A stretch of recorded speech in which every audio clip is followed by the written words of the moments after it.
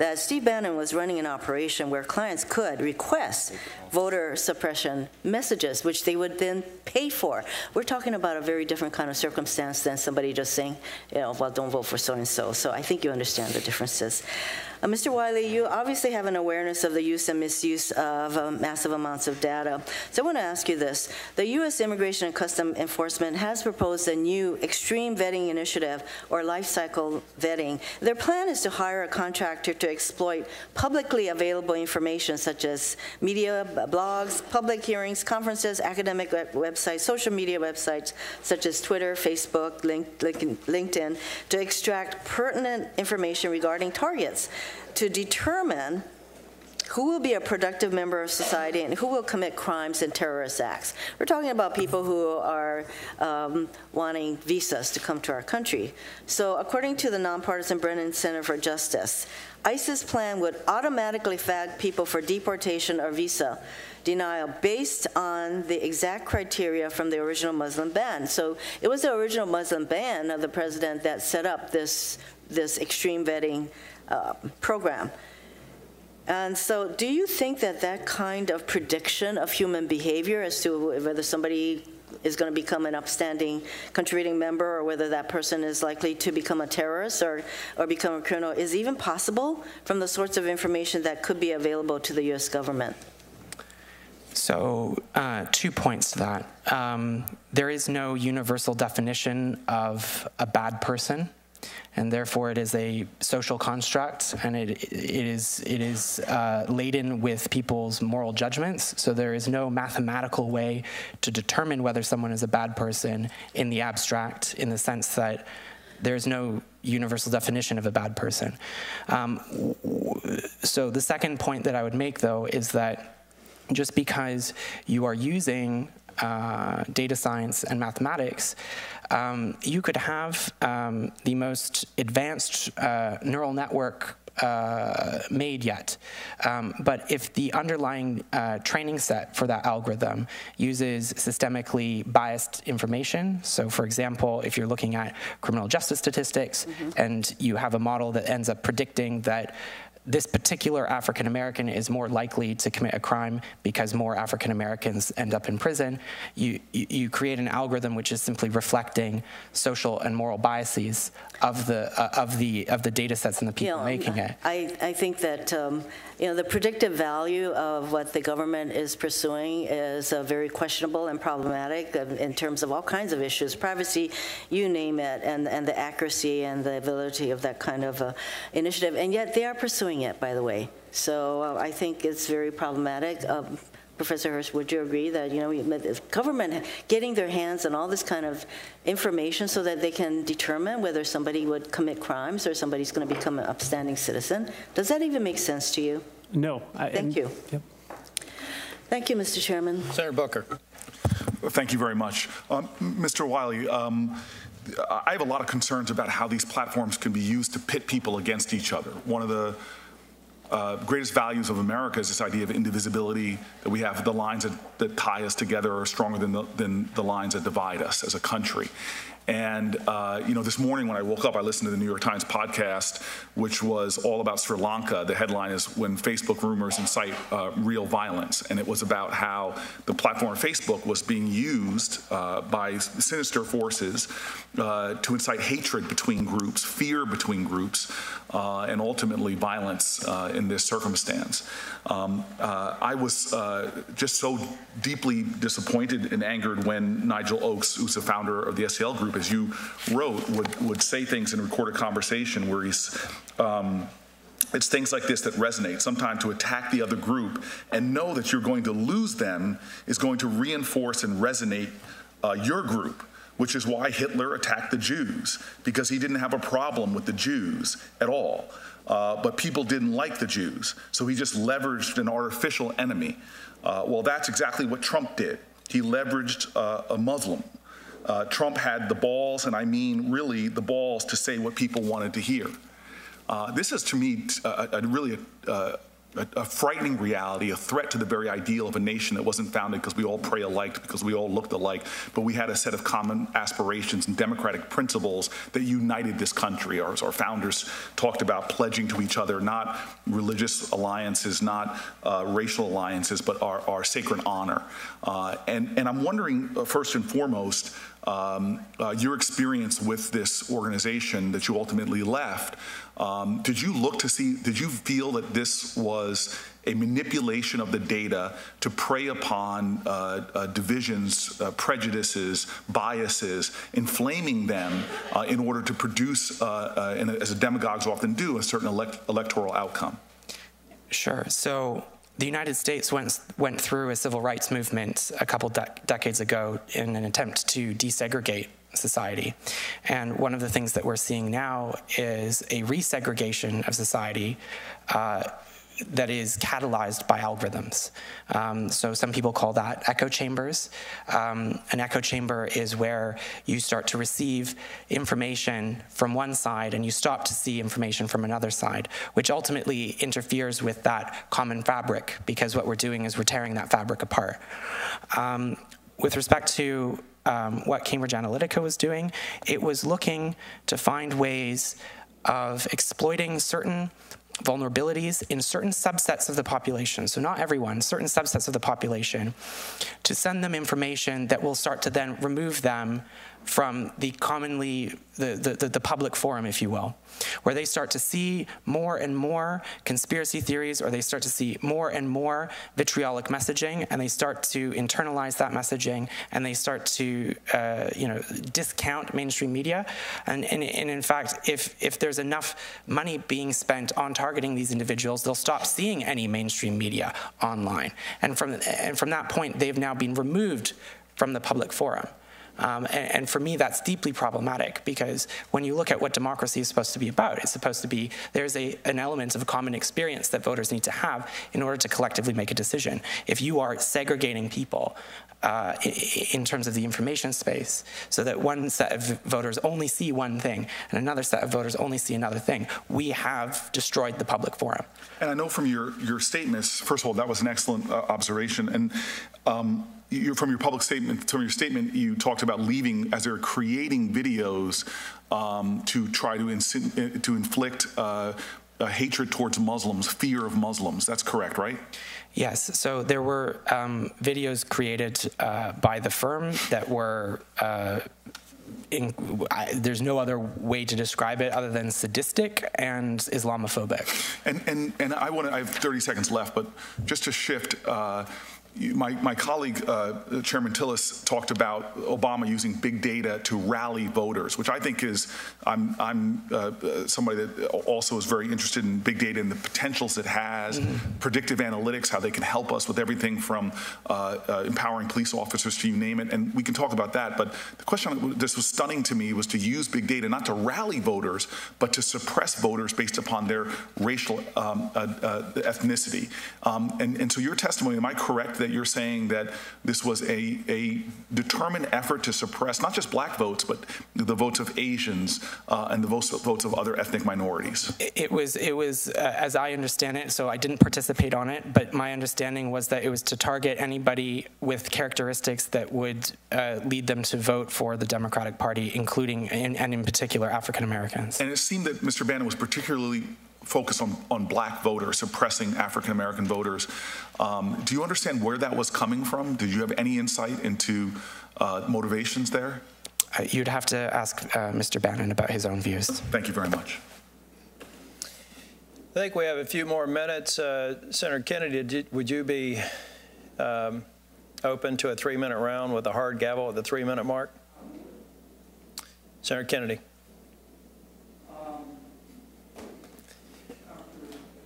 Dr. Jameson, thank you, Brittany. Dr. Jameson, I want to be sure I understand your testimony in response to answering Mr. Cruz's question.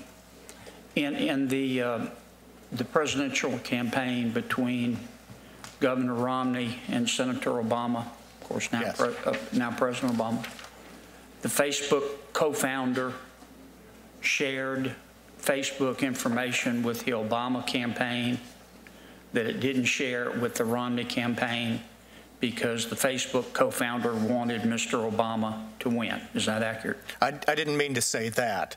It was that Chris Hughes was working for the Obama campaign. Who is Chris Hughes? He was a co-founder of Facebook. Okay. And he was working for the Obama campaign. I don't have any information that says he took information from Facebook, but he explained to the campaign, here's how you use Facebook. Did he share that information with Mr. Romney? To my knowledge, no. He was with the Obama campaign. Okay. And do you know why he shared this information with the Obama campaign? Well, he actually volunteered to work for Obama when he was running for U.S. Senate, so they'd had a long relationship. All right. So he wanted the President Obama to become President Obama. Yes. Okay. Here is one of the things that, to me, there are two issues. Well, there are many, but there are at least two issues regarding the social media platforms. First is the privacy issue. I happen to believe that social media platforms led by Facebook have the ability to influence what we believe, how we vote, what we buy, how we feel about ourselves. And they have a responsibility to disclose that to people and how they do it. And if people still want to use Facebook, fine. I don't believe in the lottery, for example. I think it's a tax on poor people. But people understand that the odds of winning it are not great. I'm pretty libertarian. People want to pay the lottery, more power to them. But here's the problem, gentlemen, and this is the problem, Mr. Wiley, that I think we could spend several days talking about. We can all agree that poison is being spread on social media. Here's the tough part: define poison. I don't want Facebook censoring what I see. It doesn't violate, or it does violate the First Amendment if somebody wants to run an ad on Facebook that says, don't believe the mainstream media, they're biased. If you tell them they can't do that, then you don't believe in the First Amendment. Now, it's a lot different if somebody wants to run an ad that says, go kill every Rohingya Muslim that you can find in Burma. But where you draw that line is tough. I think that if he lets you talk, I'll let you finish, but if you've got a great memory, we're going to take a brief recess, or I'll let you respond very quickly. We're going to take a brief recess. I'm going to run to and from the chamber, and there are at least 3 members who have asked, and we will keep it a 3-minute round. Just 30 seconds. Because I think that Senator Booker and Senator Kennedy's comments really get to my view of the heart of the matter is, which is that we have a basic human response that we are attracted to provocation and extremism, and what the platforms are doing online at the basic level is just encouraging that behavior, letting us click and share, and we're not drawn to things that are civically responsible or truthful. We're drawn to extremism, and I think, to me, that's the hardest part about this, is that it's not about ads. It's about what we want and want to share, and whose job it is, whether it's a cultural, a leadership, a corporate, a governmental response to that very human response we have to share things that are not necessarily nice for the world or good civic things. But Professor, at some point you've got to trust people. Yep. We're going to go into a recess. It'll probably be less than 10 minutes, or as fast as I can get to and from the Capitol. So we'll stand in recess for about 10 minutes.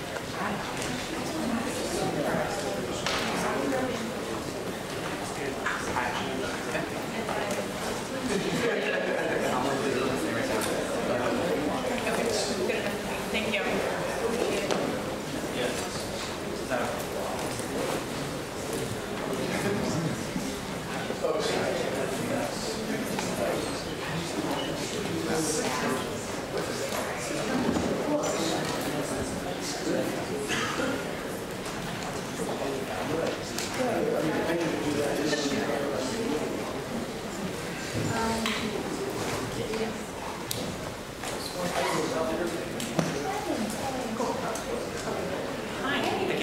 familiar face.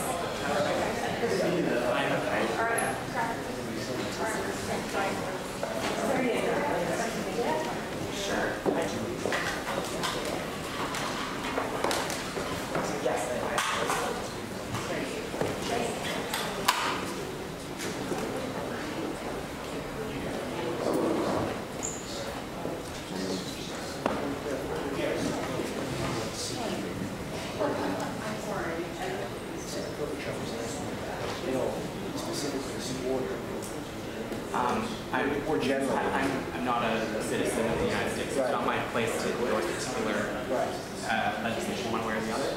But more generally, the ideas that she was expressing are things that the United States is one of the few countries in the developed world that doesn't yet have very clear data protection and privacy rules enshrined in law. And so that's something that legislators in the United States would be wise to consider. But obviously it's up to people in this country to decide if they want to. We need to address the New York Times rules about the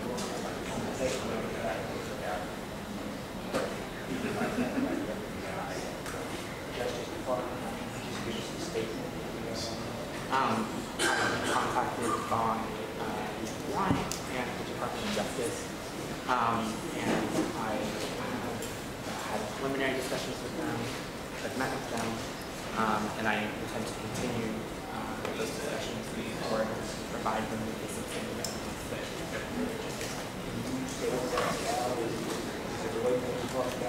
that it relates to the matter generally. What's your title these days? Christopher, I say thank you. Cheers. I'm going to be in touch, I guess, through the written questions today. Oh yeah, no, absolutely. I'd be happy second round. I'd be happy to answer more questions that you have for sure. Keep an eye out. Yeah, I will do. Terrific. Thank you. Brilliantly done.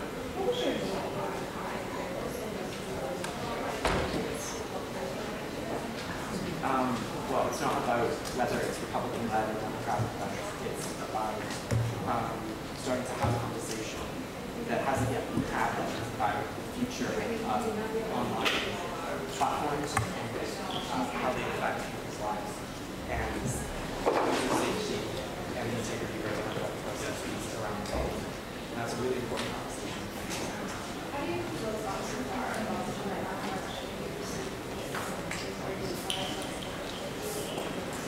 I'm not surprised. I think the most difficult thing is the procedural time constraints because it's really difficult with having free-flowing operations. So we look at, for example, the British debate and how there can be inquiries. There's a lot more discussion, a lot more answers.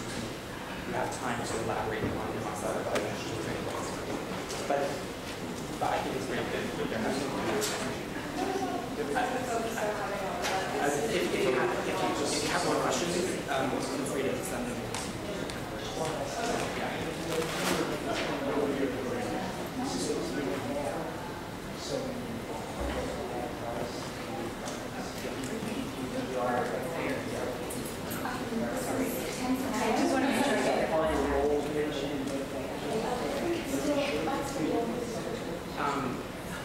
That's the place of legislators here. It wasn't appropriate in this country, and so I'm not saying the United States needs very particular regulations. But I think what's important is that everyone starts thinking about it and treating the issues. What's the title? That would be at the moment, I think part of your I do have to do that. I'm currently focused on I feel like it's cheers. Where did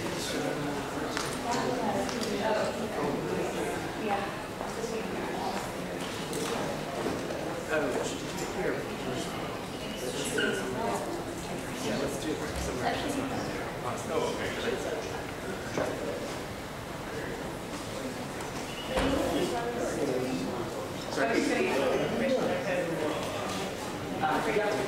It's actually on my Twitter. Oh, okay. You got a lot of questions. I got a lot of questions. Okay. Yeah. But this is Terrence in here. Okay. Hey, Anna, I just wanted to go first. It's really nice to meet you. Do you have any questions? Okay, great. Are we talking? How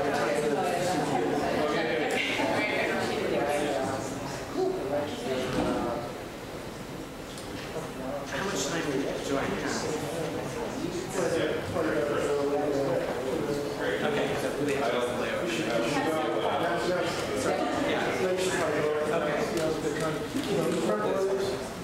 Yes, it's just yeah.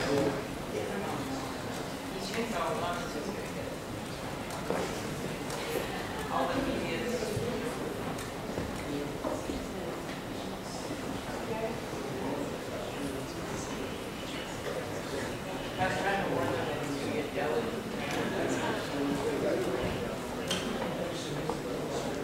Oh, yeah. Yeah, I think he was very incredible in his knowledge and the way he explained things in a straightforward way. And he basically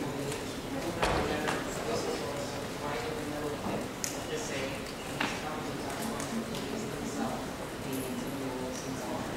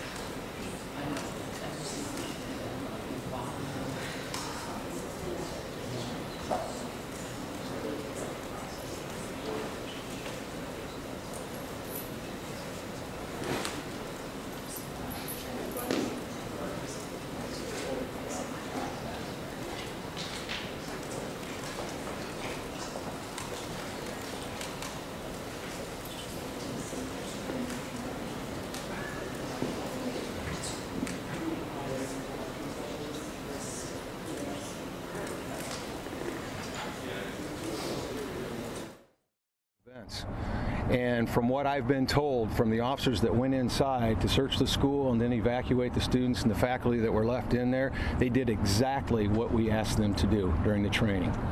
I couldn't be more proud of them. And since then, as this incident is ongoing, the relationship we have built with the school officials and the law enforcement, the first responders from the fire department as well, and EMS, it's been a great coordinated effort between everyone. And I cannot tell you that in an incident like this, how critical that is. And to be able to think swiftly on your feet during an incident is just amazing to me. I couldn't be more proud of everybody that was involved in this. It's certainly a horrific event that took place today. However, it could have been a lot worse. And because of the efforts of the school resource officer and the school themselves and the way they responded, it ended up like it did. So thank you very much. I'm now going to introduce our Lee County State's Attorney, Matt Klon. Thank you. Good morning, everyone. Whenever an event happens like this, first step is to make sure that everyone is safe and secure. And thank God that the students of Dixon High School, our children, were safe today. And God bless their parents and their families and them. I hope that they take comfort in knowing that their school and their law enforcement were effective in protecting them. Our next step is, of course, to have a fair and thorough investigation. And after that, a potential fair and thorough prosecution. While we can't share any details right now, that is exactly what's going to happen in this case. I think the city of Dixon, Dixon schools, and Lee County have a lot to be proud of today. And I can't say enough about the schools and the law enforcement response. I would now like to introduce Margot Empen, the Dixon School Superintendent. On behalf of Dixon Public Schools, the Dixon Public School family, we just wanted to take a moment and thank our local law enforcement for the training that has been ongoing to all of our schools. And as a result, as they said, things went very well today because of that training. We want to thank our school resource officer, who we feel very blessed to have in 2 of our schools, and was a major factor in everything going well today. I also want to thank the staff, the students, and our parents who showed bravery. And when we were in the process of making sure that reunification was happening, our parents did an outstanding job at remaining calm and working with us to make sure that students could be reunited with their families in an expedient manner. So we are thankful for our law enforcement and everyone who did a great job today.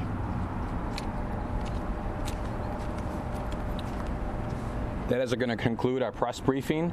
As I mentioned, there are investigations underway, so we're not going to take questions at this time. If you have additional questions or follow-ups, please direct them to the police chief or to the city manager's office. What I can promise is as soon as we can get more information to you, we will do that. But obviously, there's legal and ethical things that we have to follow over the course of the investigations. Again, there won't be any questions, but please, if you have follow-ups, direct them to the city manager or the police chief. Thank you.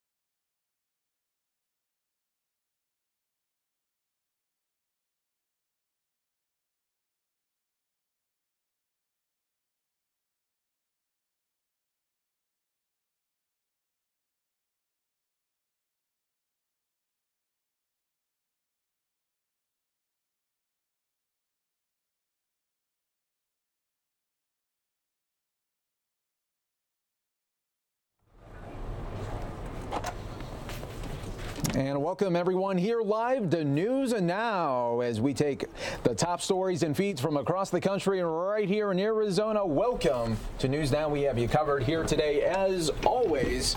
I'm Mike Pace alongside Ron Hoon to start you off on this Wednesday. Hope everyone's having a great day. A lot to get to today, as there always usually is. I like how you always start off with that beautiful shot from our tower cam looking downtown. They just finished closing up the roof. There you go. At the Chase Field. It was open earlier this morning. Get a little sunlight on that grass after the D-backs snapped their losing streak Finally. I was a little bit worried watching the game. I was like, are they going to break out of it, or are they still going to be in the slump here? Who can believe they lost 6 in a row? I know. I mean, they'd been rolling, but anyway, it's a long baseball season, so we'll see what happens. We love our D-backs, and today we love our Phoenix Suns. Yes, we do. Number 1. They got the number 1 pick for the very first time.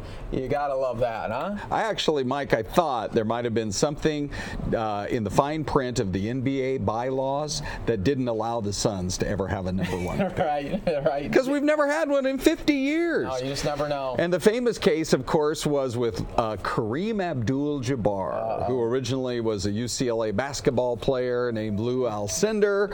And when he finally came out into the NBA, it was between the Suns and the Milwaukee Bucks, and the Suns lost him. Wow. And, man, that could have changed everything. But anyway, first-round draft pick last night. A lot of celebrating going on in our city. There we go. So we'll look forward to that, and hopefully they get out the local U of A. Yes, quite possibly nice. Avery, right? Yeah, that would be nice, Avery. Nice big guy there. So we'll keep an eye on that. But a real big story that came down, it was about 20 minutes ago. This just happened with the Larry Nassar case. Michigan State, a huge settlement, $500 million settlement for Larry Nassar sexual assault victims. This one was big. Yeah, it was.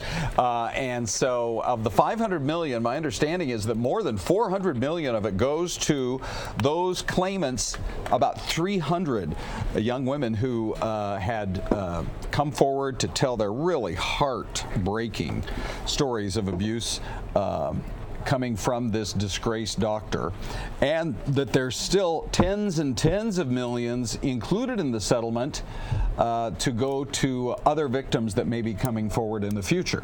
So I mean, when you're talking about $500 million, even in this day of big-time college athletics, it is definitely a stunning number. And I'm sure one of the things people are going to ask, particularly the local media up there in Michigan, is, okay, well, where exactly is all that money coming from? That is a huge amount there. Yeah. But you know, we carried a good portion of those victim testimonies. Sure.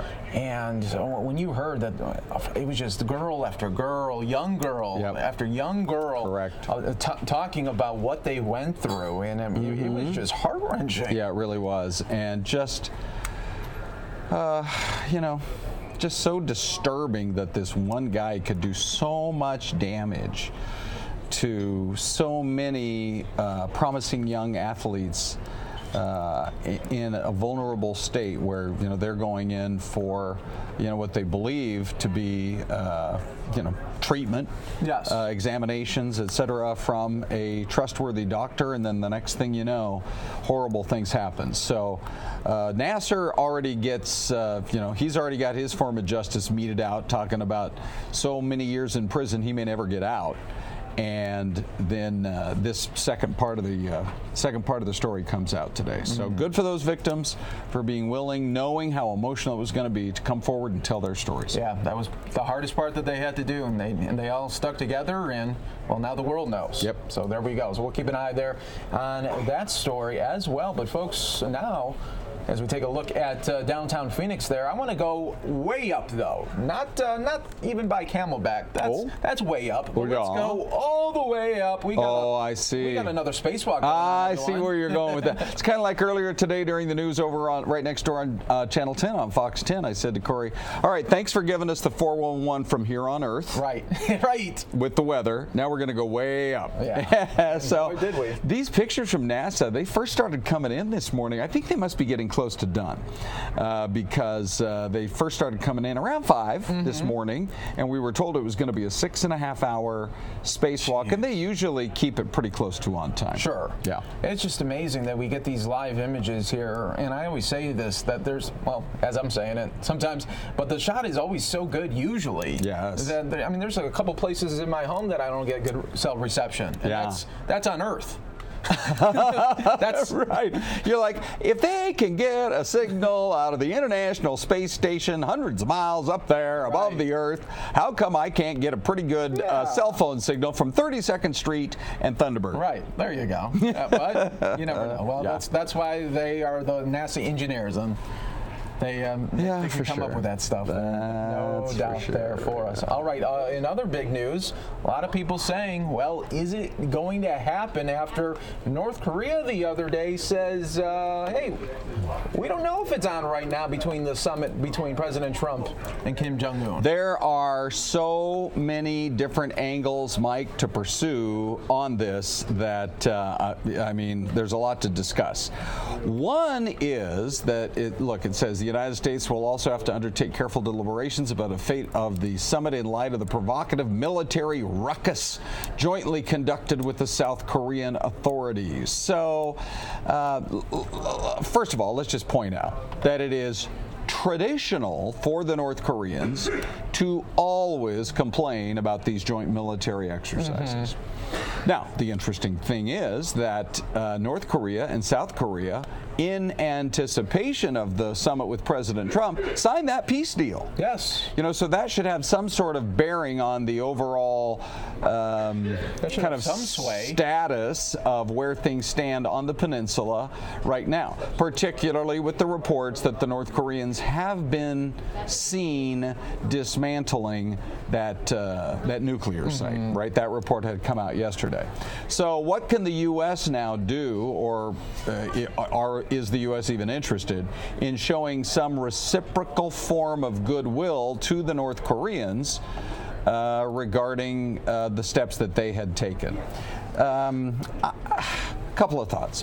One is Rand Paul, who's a kind of a no-nonsense voice on Capitol Hill, wouldn't you say? Oh, sure. You know, I heard a soundbite from him earlier this morning where he said, I'm still pretty confident that the summit's going to happen. I'm not surprised that in protest they called off a meeting today, or the one that was going to happen in the next day or two, to make the point that they really would like to ratchet down the military heat on the island, on the peninsula. He said, I still think it's going to happen. And I think I'd be shocked if everything that's happened so far led to a sudden blow-up of it. Although I've got to say, I've been reading some analysts today who are saying, oh, well, now we finally get back to the regular Kim Jong-un that we all have studied and known about for years, who likes to wake up one morning and completely change his mind. Yeah, right. Yeah, you never know. Although President Trump has some critics who say that he does the very same thing, that he'll change his mind from time to time. But the interesting thing about President Trump is when he makes a promise, like a campaign promise, which he's promised so far on this thing, is that if the deal is bad, he'll walk away, right? Yeah, he said he'll just leave the table. He'll walk away. I don't think anybody has to fear that he's going to sign a really bad deal. It just doesn't make sense unless there's full denuclearization and it's verifiable. I just don't see him signing that deal because it would just get too roundly criticized here in the U.S. And by the way, is it going to be a treaty that then would require the approval? I mean, let's think this through. Right. Would require the approval of the Senate? Yeah. Those are very hard to get through, particularly if the Democrats take control in a few months. So would it be a treaty, or would it be like a joint letter of understanding, kind of like Obama did with his Iranian deal? I mean, so there are all those things. But here's one other aspect, Mike, for you to consider. Okay. Some of the headlines this morning indicate that John Bolton, not Michael Bolton. Hey, how can I live without? Anyway, thank you. That John Bolton said, in a nutshell, we're looking at the Libya roadmap as a way to proceed in North Korea. Well, Wow. I don't think Mike Pompeo went over there and said, so as you know, with Libya, Gaddafi ended up dead, and that's our roadmap for how we're dealing with you. Hey, Brian, right over there. So I don't see that as having been any part of the discussion whatsoever, and I have no idea why John Bolton even brought that up, because I could see a deal where Kim Jong-un signs off on, okay, I'll remove the nukes, we'll take all the stuff down. I mean, because after all, if the deal were to go south 5 years from now, they could rebuild and restart and everything else anyway. Sure. But in return for billions and billions of dollars of investment of the United States, as Pompeo told Chris Wallace, not in the form of taxpayer money, but in the form of the U.S. businesses coming over here. Look what they did on the island of Puerto Rico. Yeah, right. All these power companies, right? That's I true. mean, think about how backwards this country has been for so long. And again, I state, as I have for weeks, we're not talking about a Starbucks on every corner in North Korea, but we are talking about them apparently wanting to have more of what the South Koreans have in terms of their economic miracle. So I can see that kind of a deal. But I could never see, Mike, and I'm sure you agree, any kind of a deal that would ever have Kim Jong-un believing that he would be forced out of power. Oh, well, that's right. I mean, that is right. Because what is job one if you're Kim Jong-un? It always has been, just like it was for his dad and his grandfather. All about himself. Well, yes, right. Our family is going to continue to rule North Korea. So, anyway, I'm not sure where John Bolton was going with that, but that might actually be part of what is bubbling up this morning that's causing the consternation out of North Korea. Yeah, we're seeing a lot of this, so we'll see if it could really get done there, no doubt. But I do want to hear just a little bit of President Trump in the Oval Office. Oh, good. Can we play just a little bit of that? Well, yeah. Yeah, because, I mean, this was the one chance for the media to see how he felt, right, about all this. So let's play that. This is with the President of Uzbekistan that was in town. So you're going to hear the media try to get some insight on what's going on. Okay, here we go. So thanks so much, Ron, for coming on. You bet, Mike. Let's More watch. news now after this, but first, President Trump. Thank you very much. It's a great honor to have the President of Uzbekistan with us. He's a highly respected man in his country and throughout. We've been working very closely together on different things, including trade. They've actually made investments here. We make investments there. We're working together from the standpoint of the military, including his purchase of equipment and military equipment from the United States. Mr. President, it's a great honor to have you. Thank you. Господин президент, вы весьма уважаемый человек, мы вас хорошо знаем в своей стране и за рубежом. Мы с вами тесно вместе сотрудничали по таким вопросам, как торговля и инвестиции. В частности, мы делали инвестиции в Узбекистане. У нас также имело место военное сотрудничество. Мы многое делаем вместе. И в частности, вы закупаете американское военное оборудование. Для меня большая честь вас здесь принимать. Господин президент, я благодарен вам. Okay, so we are at the Oval Office here, President Trump and the president there of Uzbekistan, and the media really didn't get an opportunity to ask President Trump there, what's the deal with North Korea? So, folks, we will be back here with more news now. Coming up next, everyone.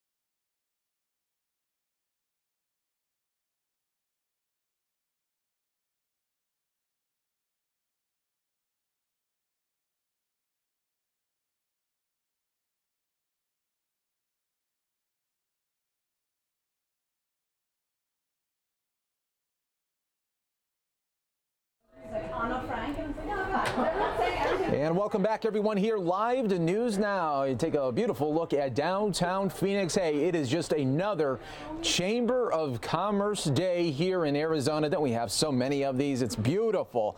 Absolutely another great day. Hope everyone is having an equally great day as well. I'm your host, Mike Page, as we take you on this journey through News Now, as we take you to feeds from across the country and, of course, right here in Arizona, where we're going to go to some very serious news right now. This is out of Dixon, Illinois, about an hour and a half west of Chicago, near Rockford, Illinois, where there was a school shooting today. And very fortunate, though, a school officer was there and responded and shot the suspect. It was a former student that started this. Let's listen into the news conference here.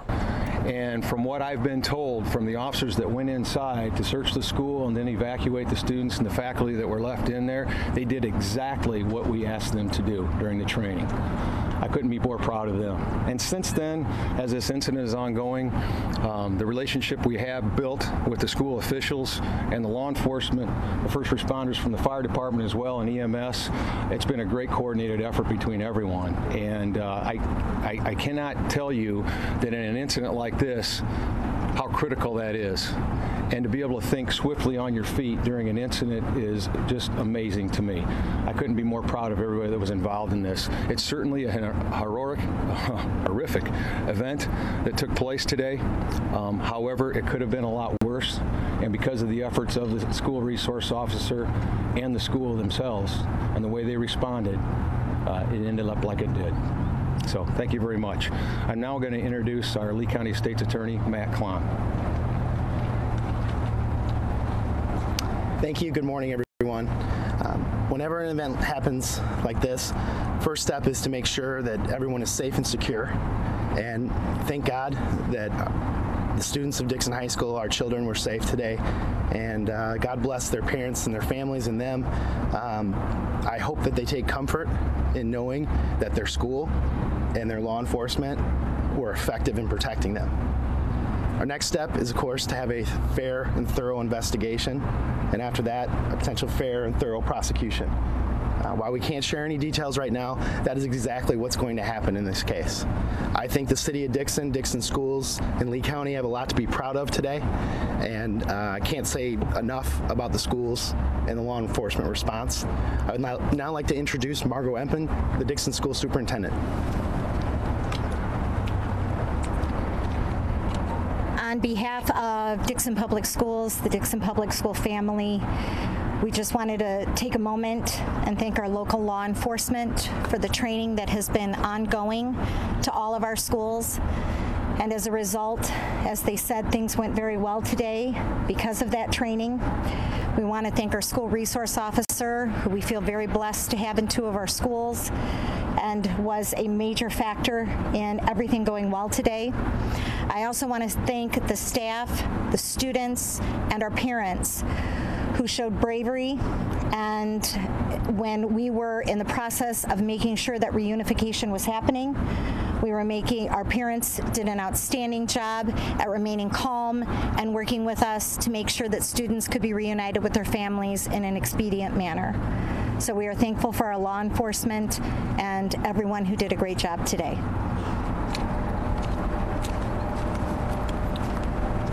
That is going to conclude our press briefing. As I mentioned, there are investigations underway, so we're not going to take questions at this time. If you have additional questions or follow-ups, please direct them to the police chief or to the city manager's office. What I can promise is as soon as we can get more information to you, we will do that. But obviously, there's legal and ethical things that we have to follow over the course of the investigations. Again, there won't be any questions, but please, if you have follow-ups, direct them to the city manager or the police chief. Thank you. So a tremendous job by that school resource officer. It could have got ugly very, very quickly. Saved maybe countless lives there at that high school. If we get any more updates, of course, we will bring that to you. Now I want to show you up on a Senate hearing today. It had to do with the Cambridge Analytica data breach. If you remember, this is what started this whole Facebook, how many people of their accounts were really, all their personal information was leaked. So this had a lot to do with that. And then coming up right after that, we're going to have this whole Yanny versus Laurel, this whole viral situation. You probably have already seen it on Twitter or your own Facebook. We're going to have our very own Marcy Jones break it down for us in just a little bit. But first, I want to go to that Cambridge Analytica hearing. Sure, I have nothing else. On Senate time, we know that means we need to be there within about 25 minutes. So I think we'll be able to get the first round. We have Senators Durbin, Hirono, and Booker, and I'm happy to stick around to the end of the vote for anyone if we can agree to 3-minute rounds in the remaining time before the vote's called. Senator Durbin.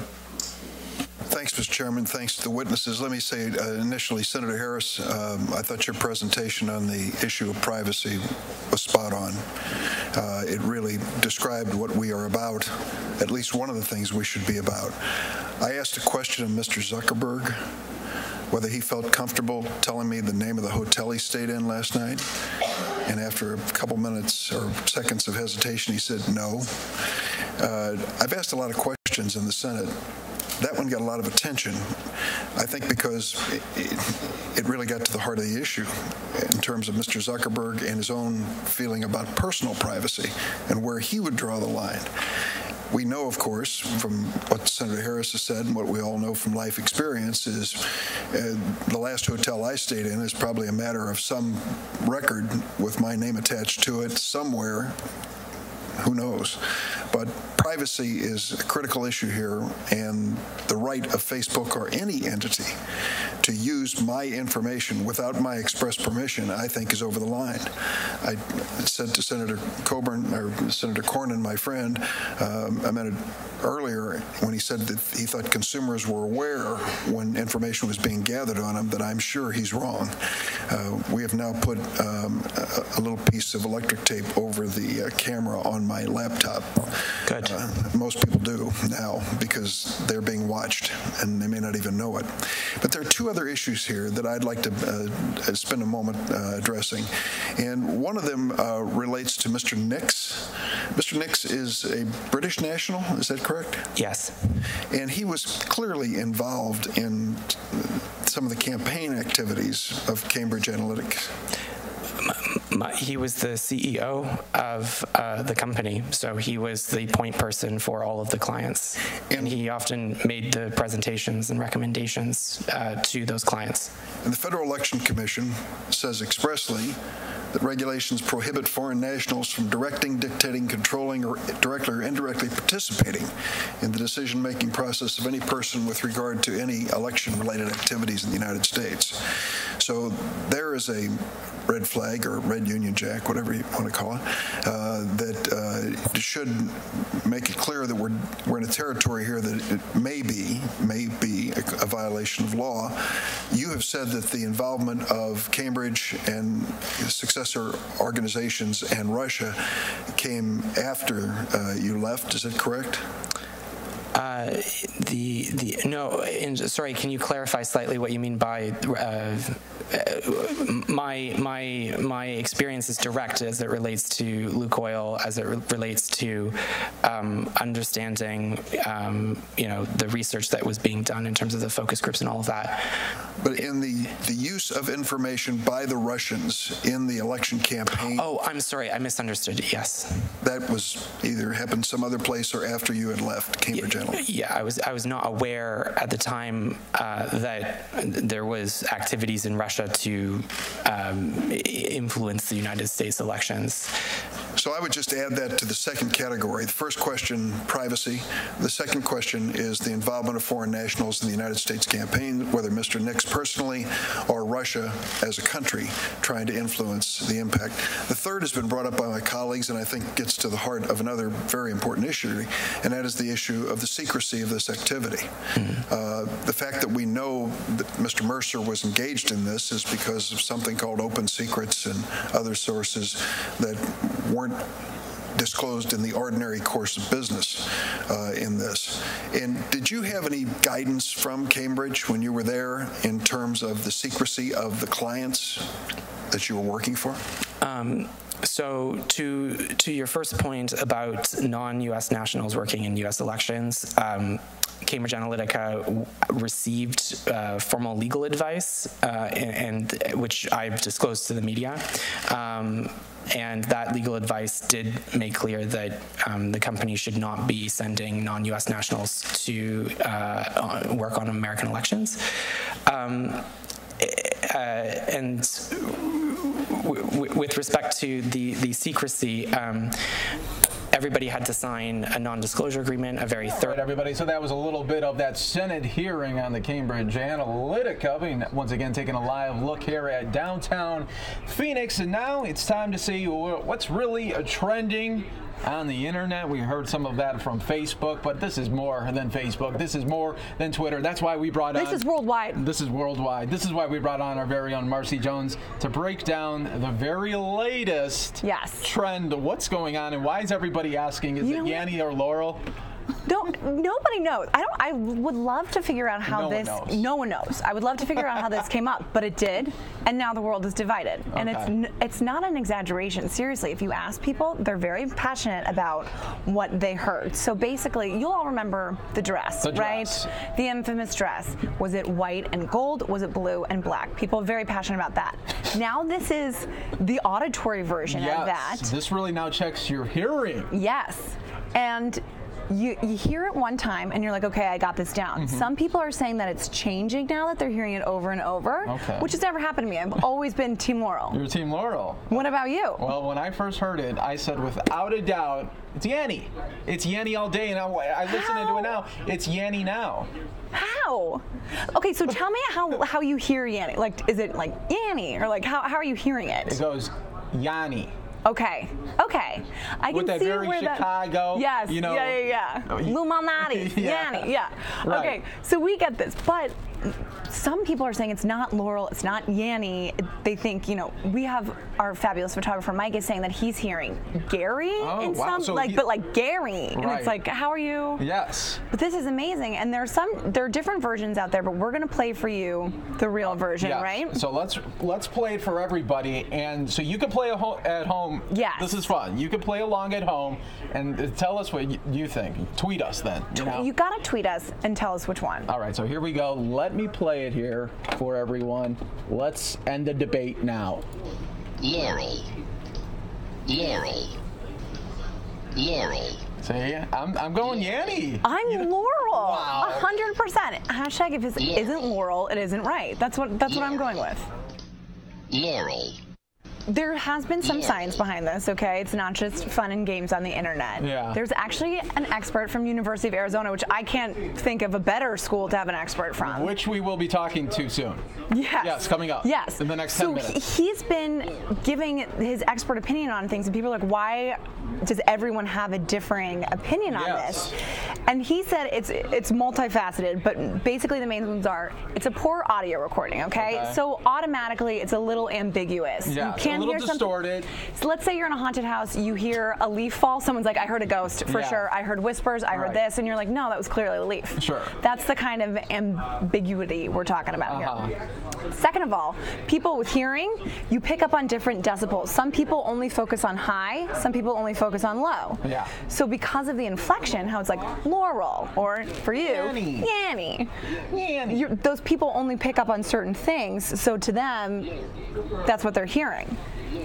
But he did say, I have to relay this to our viewers. This expert from U of A, best school around, said that he thinks it was actually Laurel that was recorded, but the audio could have been messed with. Oh, wow. Yeah. Wow. I know. So wait, let me do it to you.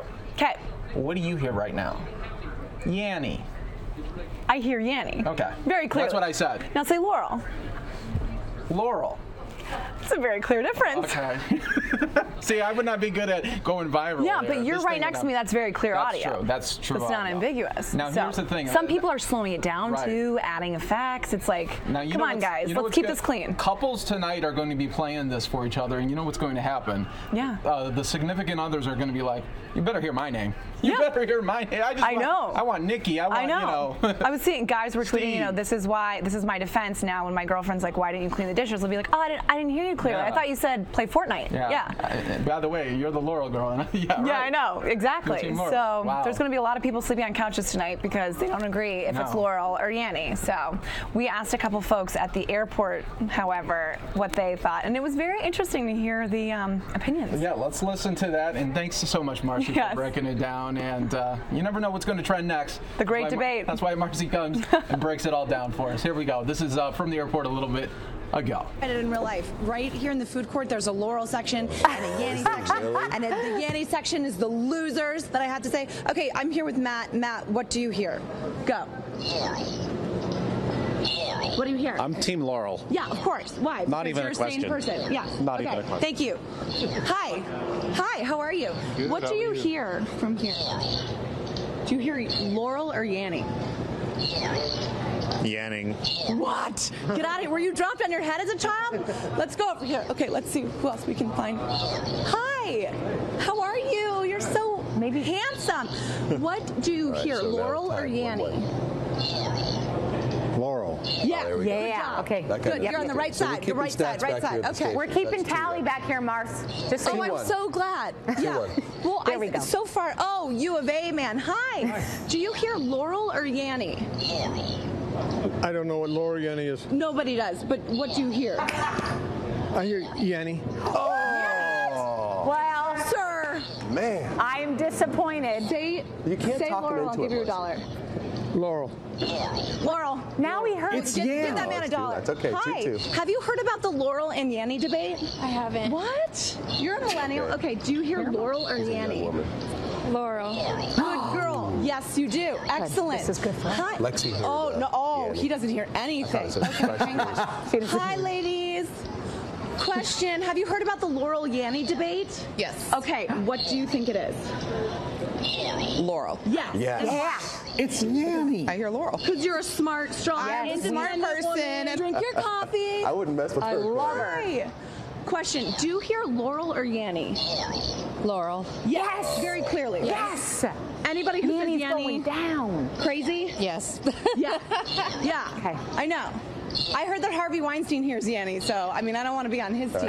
Let's hear. Hi. Do you hear Laurel or Yanny? Oh, come on, honey. Just play. Laurel. She said Laurel. She Okay, doesn't even want to Grudgingly. attack, but She she hears doesn't, Laurel. but hey, she played. Okay, okay. I'm not sure they maybe can catch go up to at this a couple point. and see what they have to say. Hi, guys. Hi. Do you hear Laurel or Yanny? Laurel. Yes. Oh, wow. See? Remember, Laurel. happy wife, happy life. Another Laurel. Definitely Laurel. Excellent. It's so High five clear. This was a all dominating around. performance Not for Corey. Laurel. You got It was. Laurel Not is even dominating. Yanny's. I think. How many Yanny's do we have? Two. One, Two. one and a half. 2 to 8 so far. We have someone who changed their mind. Oh, look at. You can't change your mind. I like couples. Oh, here we go. Hi, guys. Let's end with these two, Marcy. Quick question. Do you hear the word Laurel or Yanny? Yanny. Yes. What? Wow.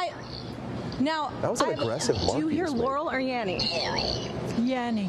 Yes. Yanny. Well, I'm glad they're married and agree on that, so that means that that's a match made in heaven. But all right, I'll let you go because I like both of you and you're matching and you're cute and you're couple They are. goals. But Right? He's got the couple newsboy. goals, they are sweet. What'd you say? she goes, they're couple So I goals. think, but you guys, I really have to tell you. So I asked Mike, our fabulous photographer, what he heard, and he said neither. He said he hears. Remember the Princess Bride and the priest says marriage? Oh, yeah. That's what he heard. What? Okay, that's odd. What? Mike, That's not an Secret option number 3. get Mike some coffee because clearly he needs something. Marriage. Great scene. He needs a little coffee, but he heard marriage. Marriage. Yeah, remember that Yeah, scene? I do, but I don't hear that at all. That was great.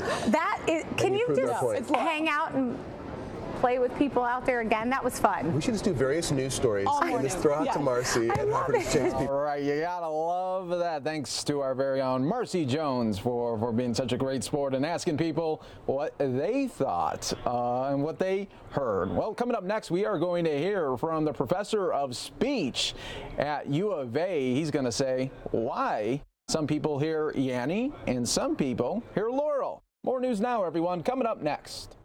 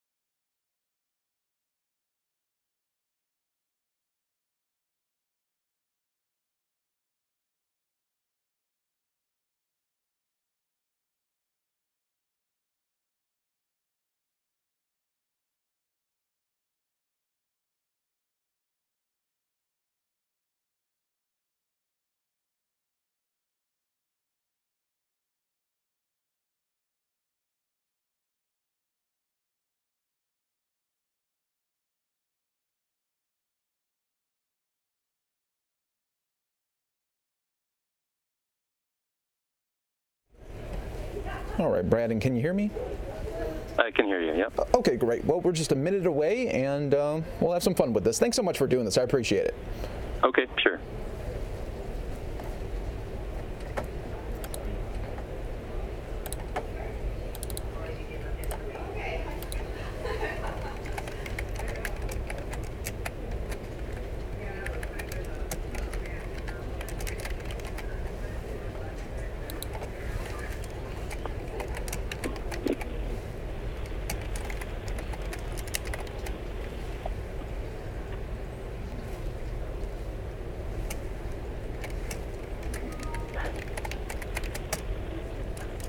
Okay, 20 seconds out, 20 seconds out.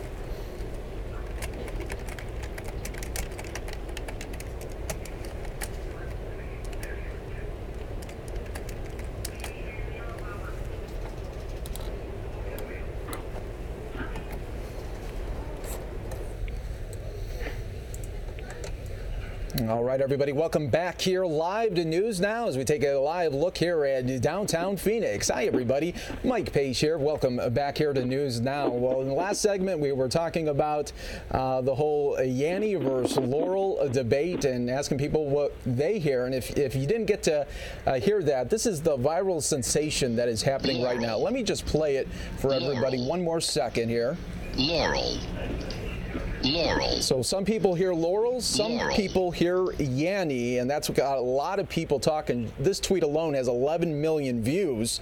But now I want to join on the phone right now is Dr. Brad Story. He's a professor of speech, language, and hearing sciences at the University of Arizona. Dr. Brad, thank you so much for taking this call and explaining thank you for having me. Why some people are hearing it a little bit differently.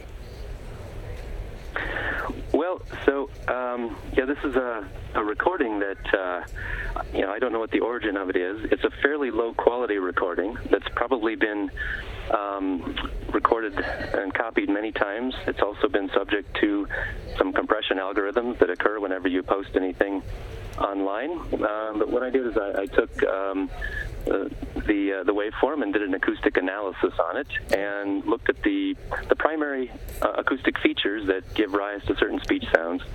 And it certainly has all of the features that would suggest that the original recording was Laurel. Okay. And I have to expose my bias, that's what I actually hear.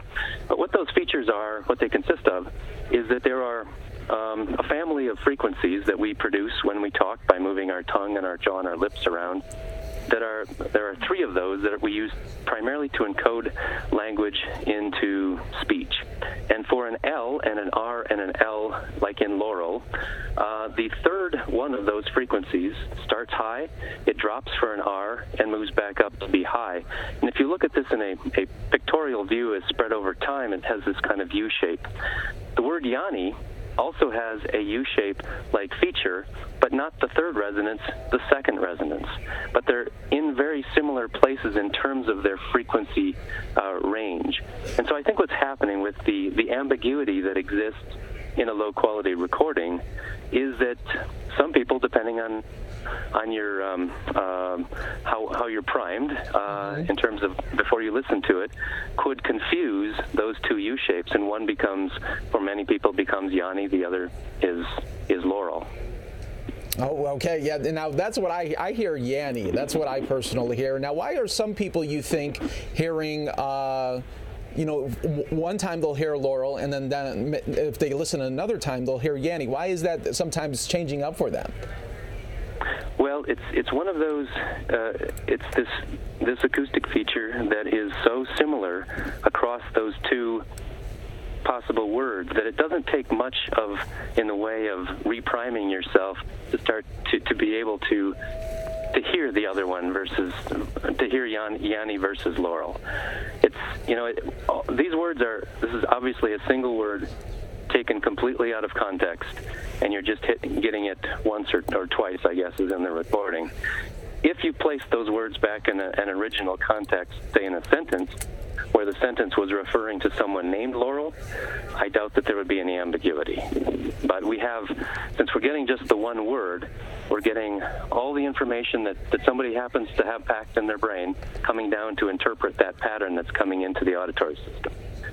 And for some people, their pattern recognition system is biased in a slightly different way than someone else. And I think that it's ambiguous enough that you're right on the edge. It can go one way or the other. Yeah, there you go. I mean, this brings up, when everybody started talking about this today, then everyone was going to, what was it, maybe a year and a half ago, 2 years ago, when it was the great debate over what color the dress was. So this is bringing back a lot of fun memories for people, I guess, on social media as well. Yeah. Yeah, it's great fun. This has been a fun diversion. Yeah, there you go, no doubt. Well, Dr. Brad, thank you so much for taking the time out to talk with us and help breaking down the science of why we hear different things right now. Yeah, you're welcome. Thanks for having me. All right, thanks so much. You have a good day. And folks, we'll be back. More news now coming up next, everyone. Thank you, Dr. Brad. You are clear. Thank you so much. Okay, thank you. Bye.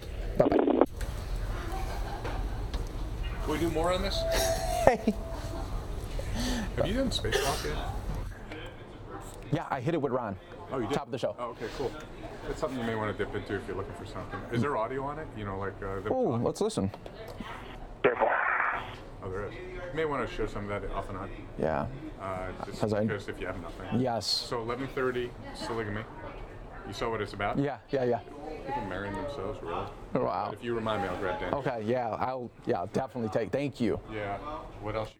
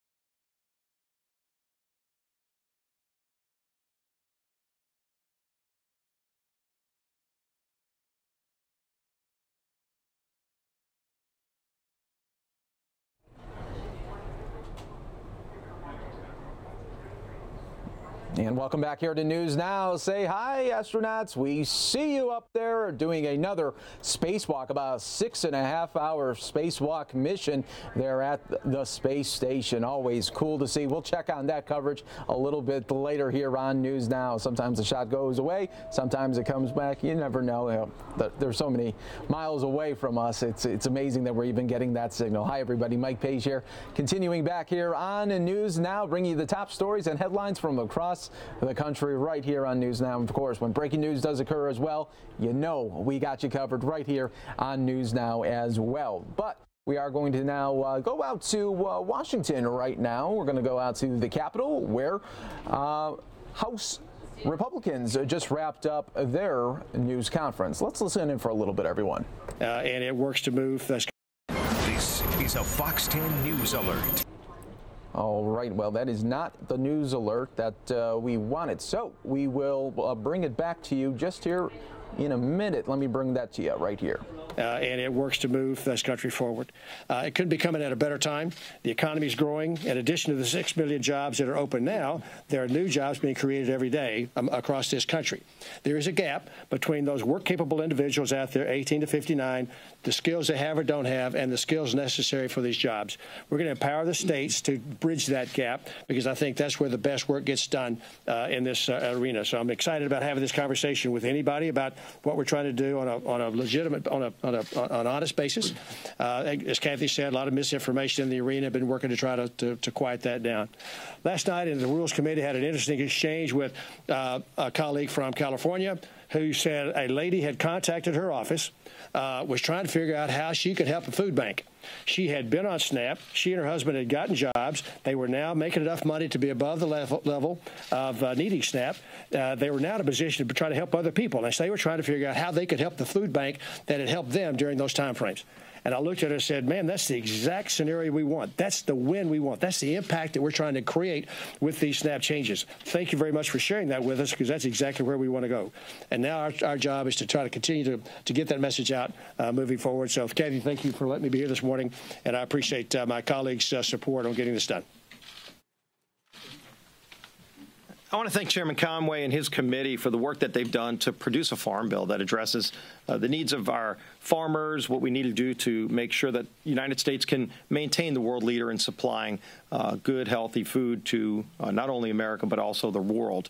But something else that this bill does that's critically important is it restores real work requirements to welfare programs that have not really served the people that are on them right now.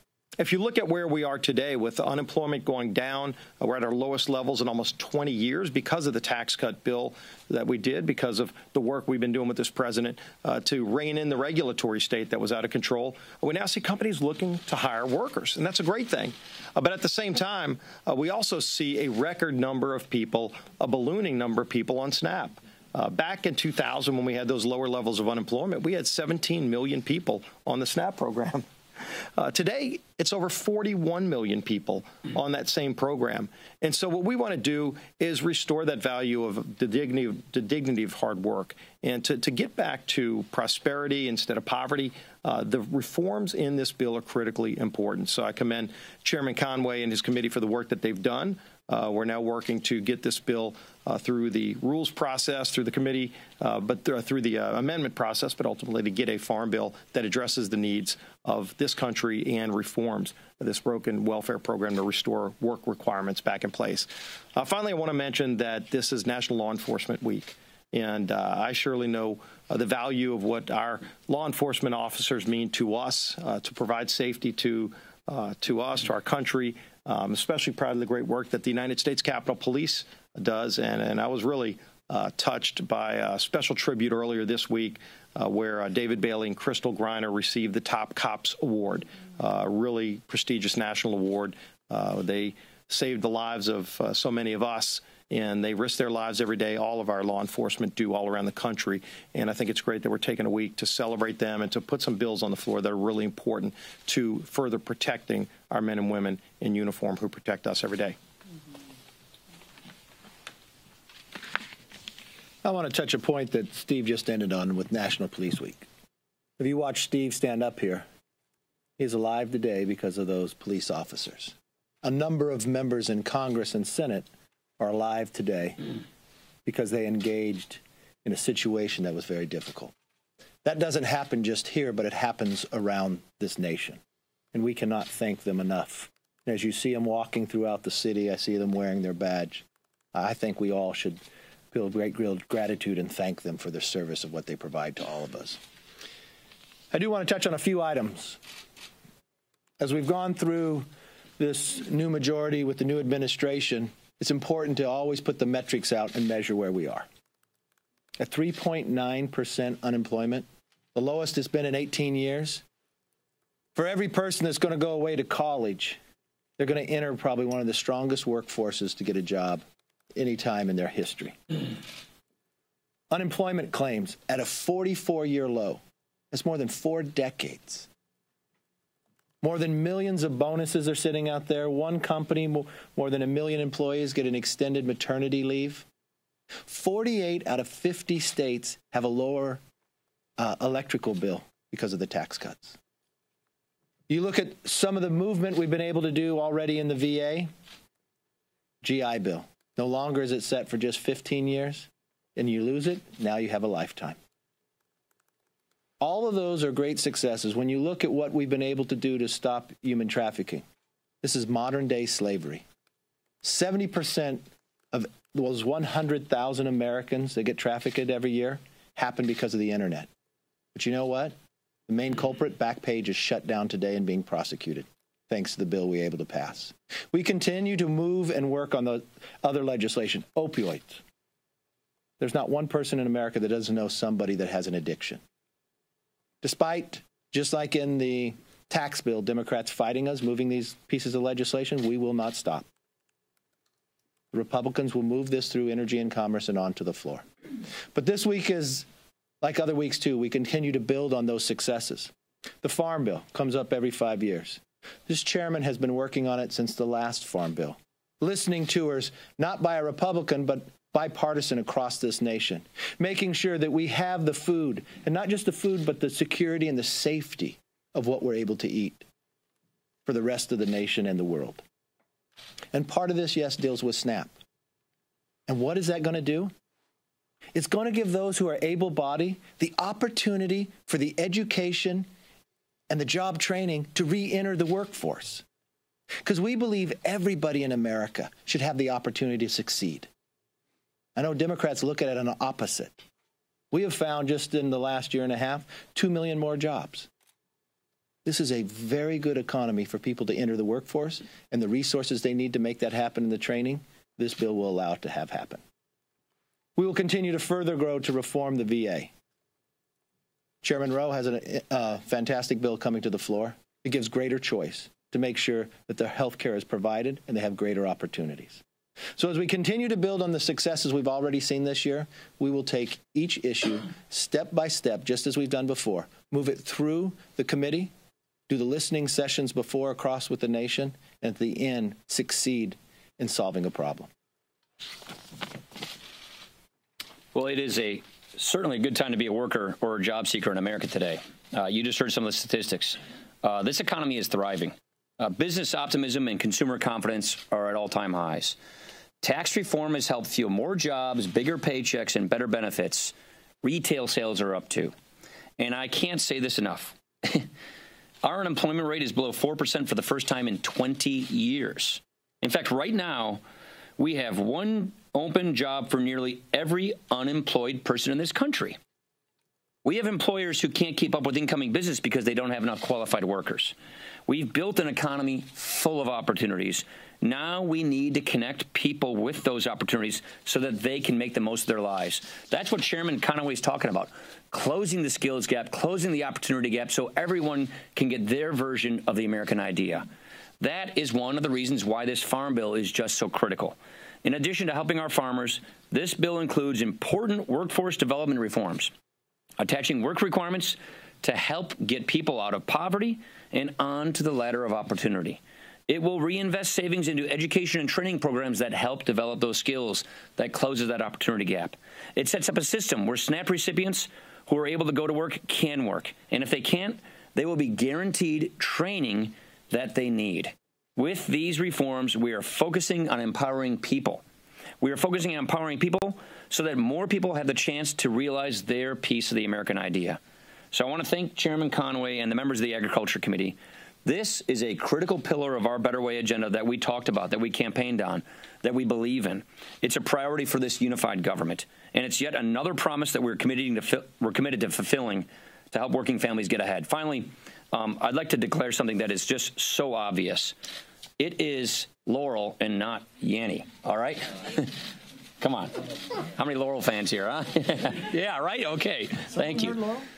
Yeah, it's amazing. It's the craziest thing. All right, questions. Sherman, you got something other than that? Yeah, I got it. Yeah, all right. Yeah, you good? Are you in the Laurel? Okay, thank you.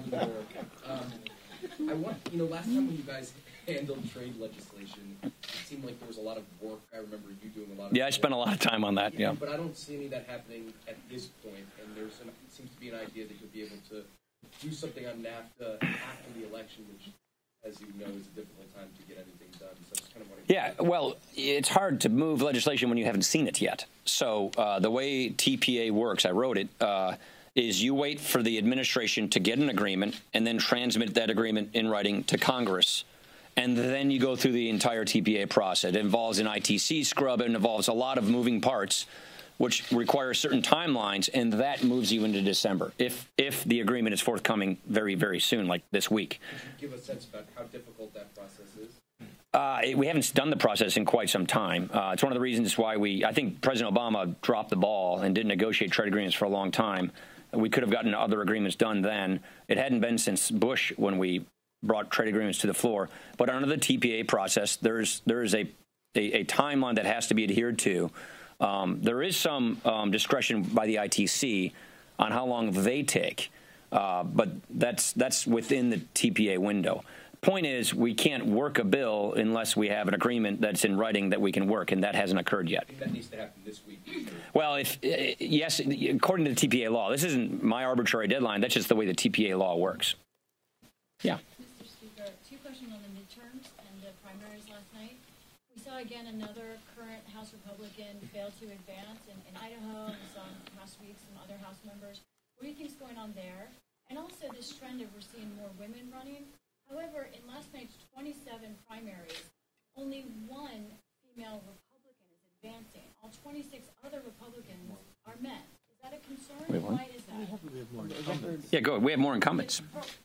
Yeah, I mean, you've obviously poured through the data a little bit more than I have this morning. I've been working on legislation. The incumbents are also men.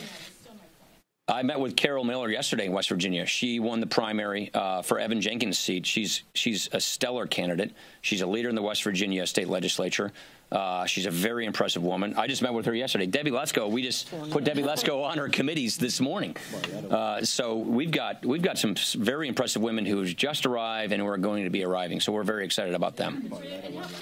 And Lou Barletta won last night. Yeah, so I can give you counter talking points if you would like, but let's move on to legislative stuff. Go ahead. Is there a reason House members aren't advancing? There you go. Lou Barletta just advanced. Yeah, House members are advancing. Yeah. Thanks, Mr. Speaker. You and the leader went to the White House yesterday to talk about immigration. Is there any movement on this issue, and do you have any sense that you are beginning to coalesce around some sort of strategy? Yeah, like I said last week, obviously we do not agree with discharge petitions. We think they're a big mistake. They disunify our majority.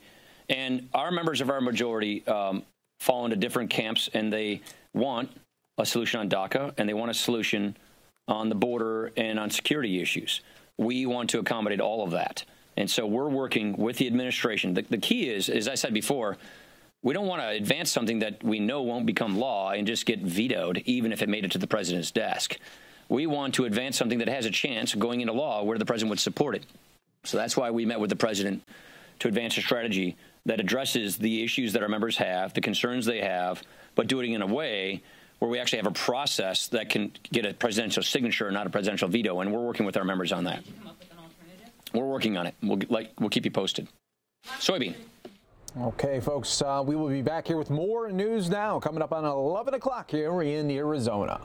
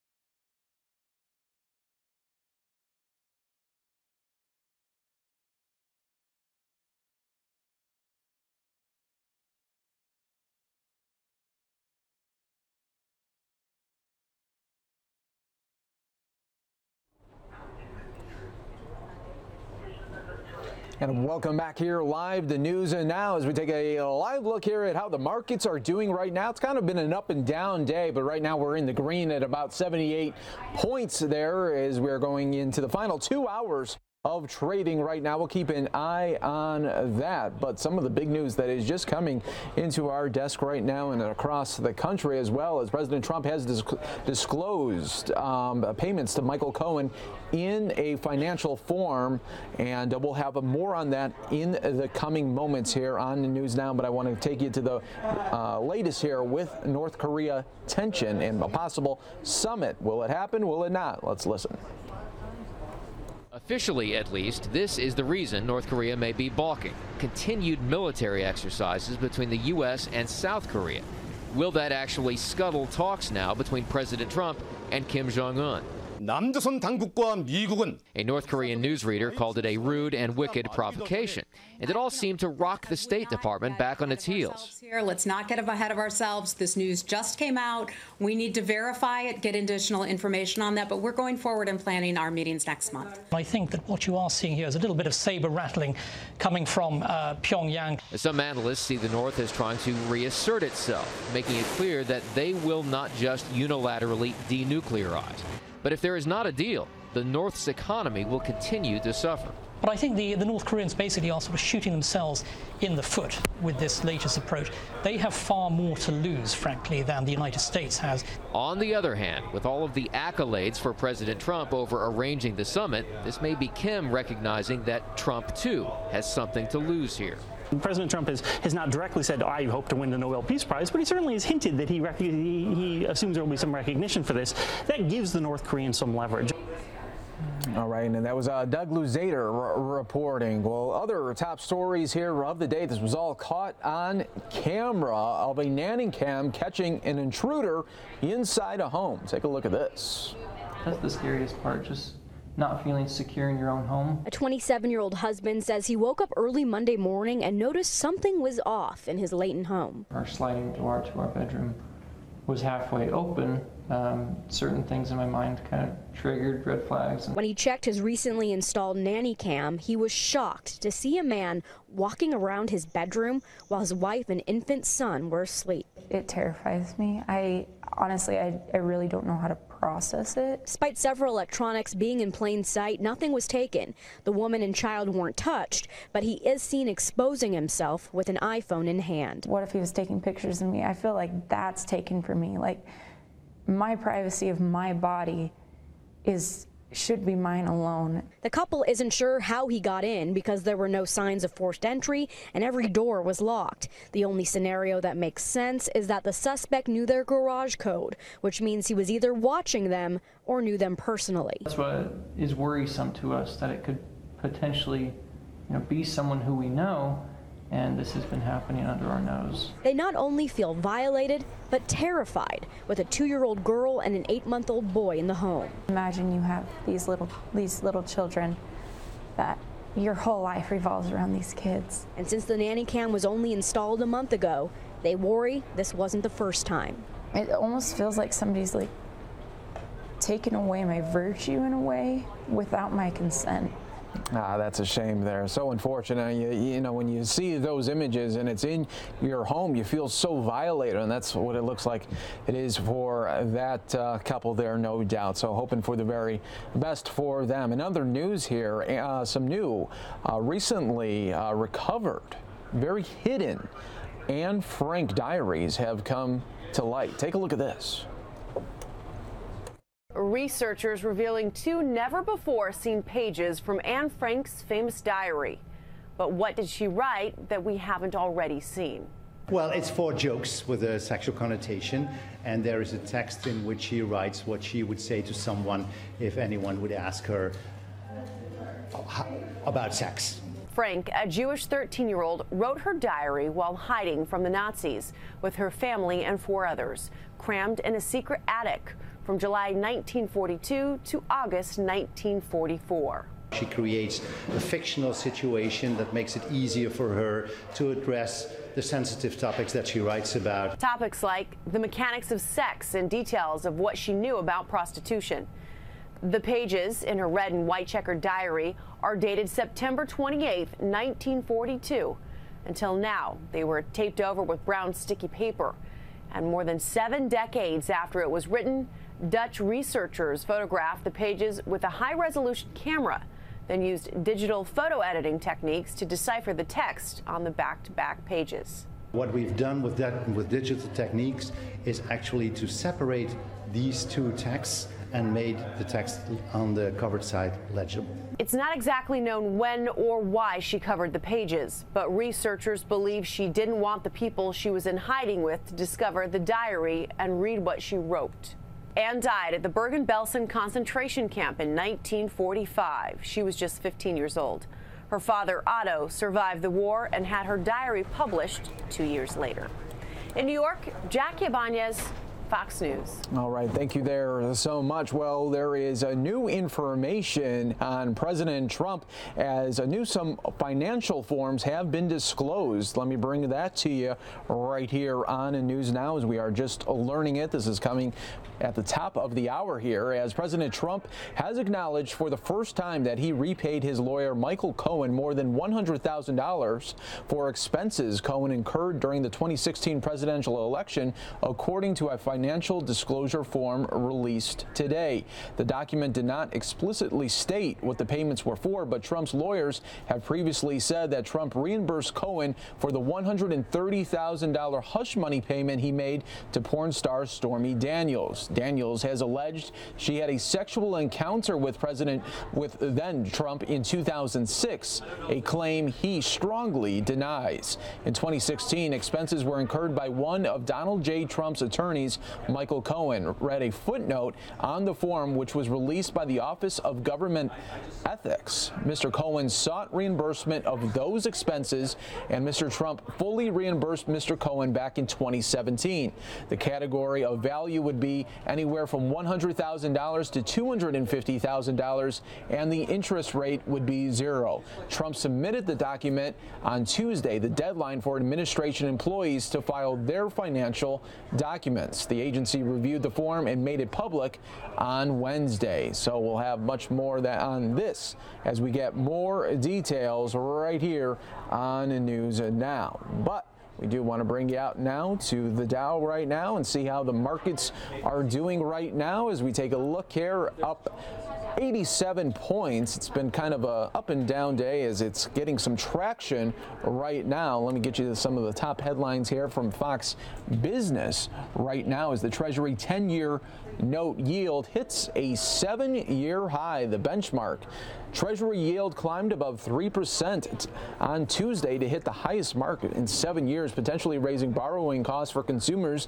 and businesses. The 10-year Treasury yield jumped to an intraday high of about 3%, a level not seen since July 2011. Investors have been closely watching the 10-year Treasury note, which serves as a gauge of interest rates for mortgages and other forms of lending. The 30-year fixed rate mortgage rose 0.09 percentage points on yesterday. Rising mortgage rates are further squeezing affordability for would-be homebuyers that are already frustrated by limited inventory of available homes and the higher home prices that have resulted, a chief financial analyst said to Fox Business the other day. So we'll continue to monitor this and have more news for you coming up next.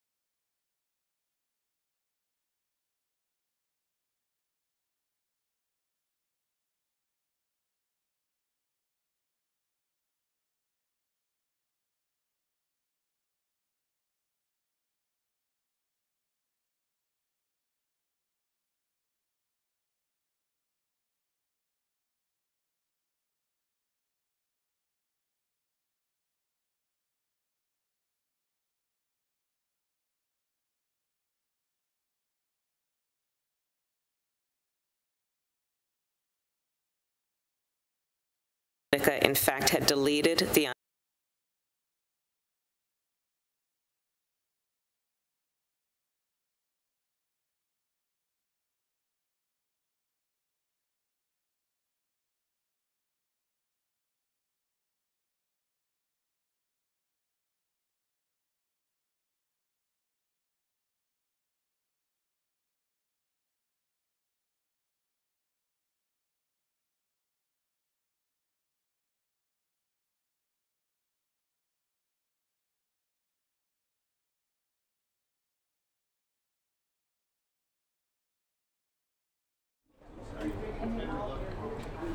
And welcome back, everyone, here live to News Now, taking a live look at the U.S. Capitol, and that's where we're going to keep you right now. I want to take you back to some more of that testimony from a Senate hearing on the Cambridge Analytica data breach. This all had to do, with the Facebook privacy issues. We are going to be hearing from the whistleblower of that Cambridge Analytica data breach. Let's listen in. Unauthorized data.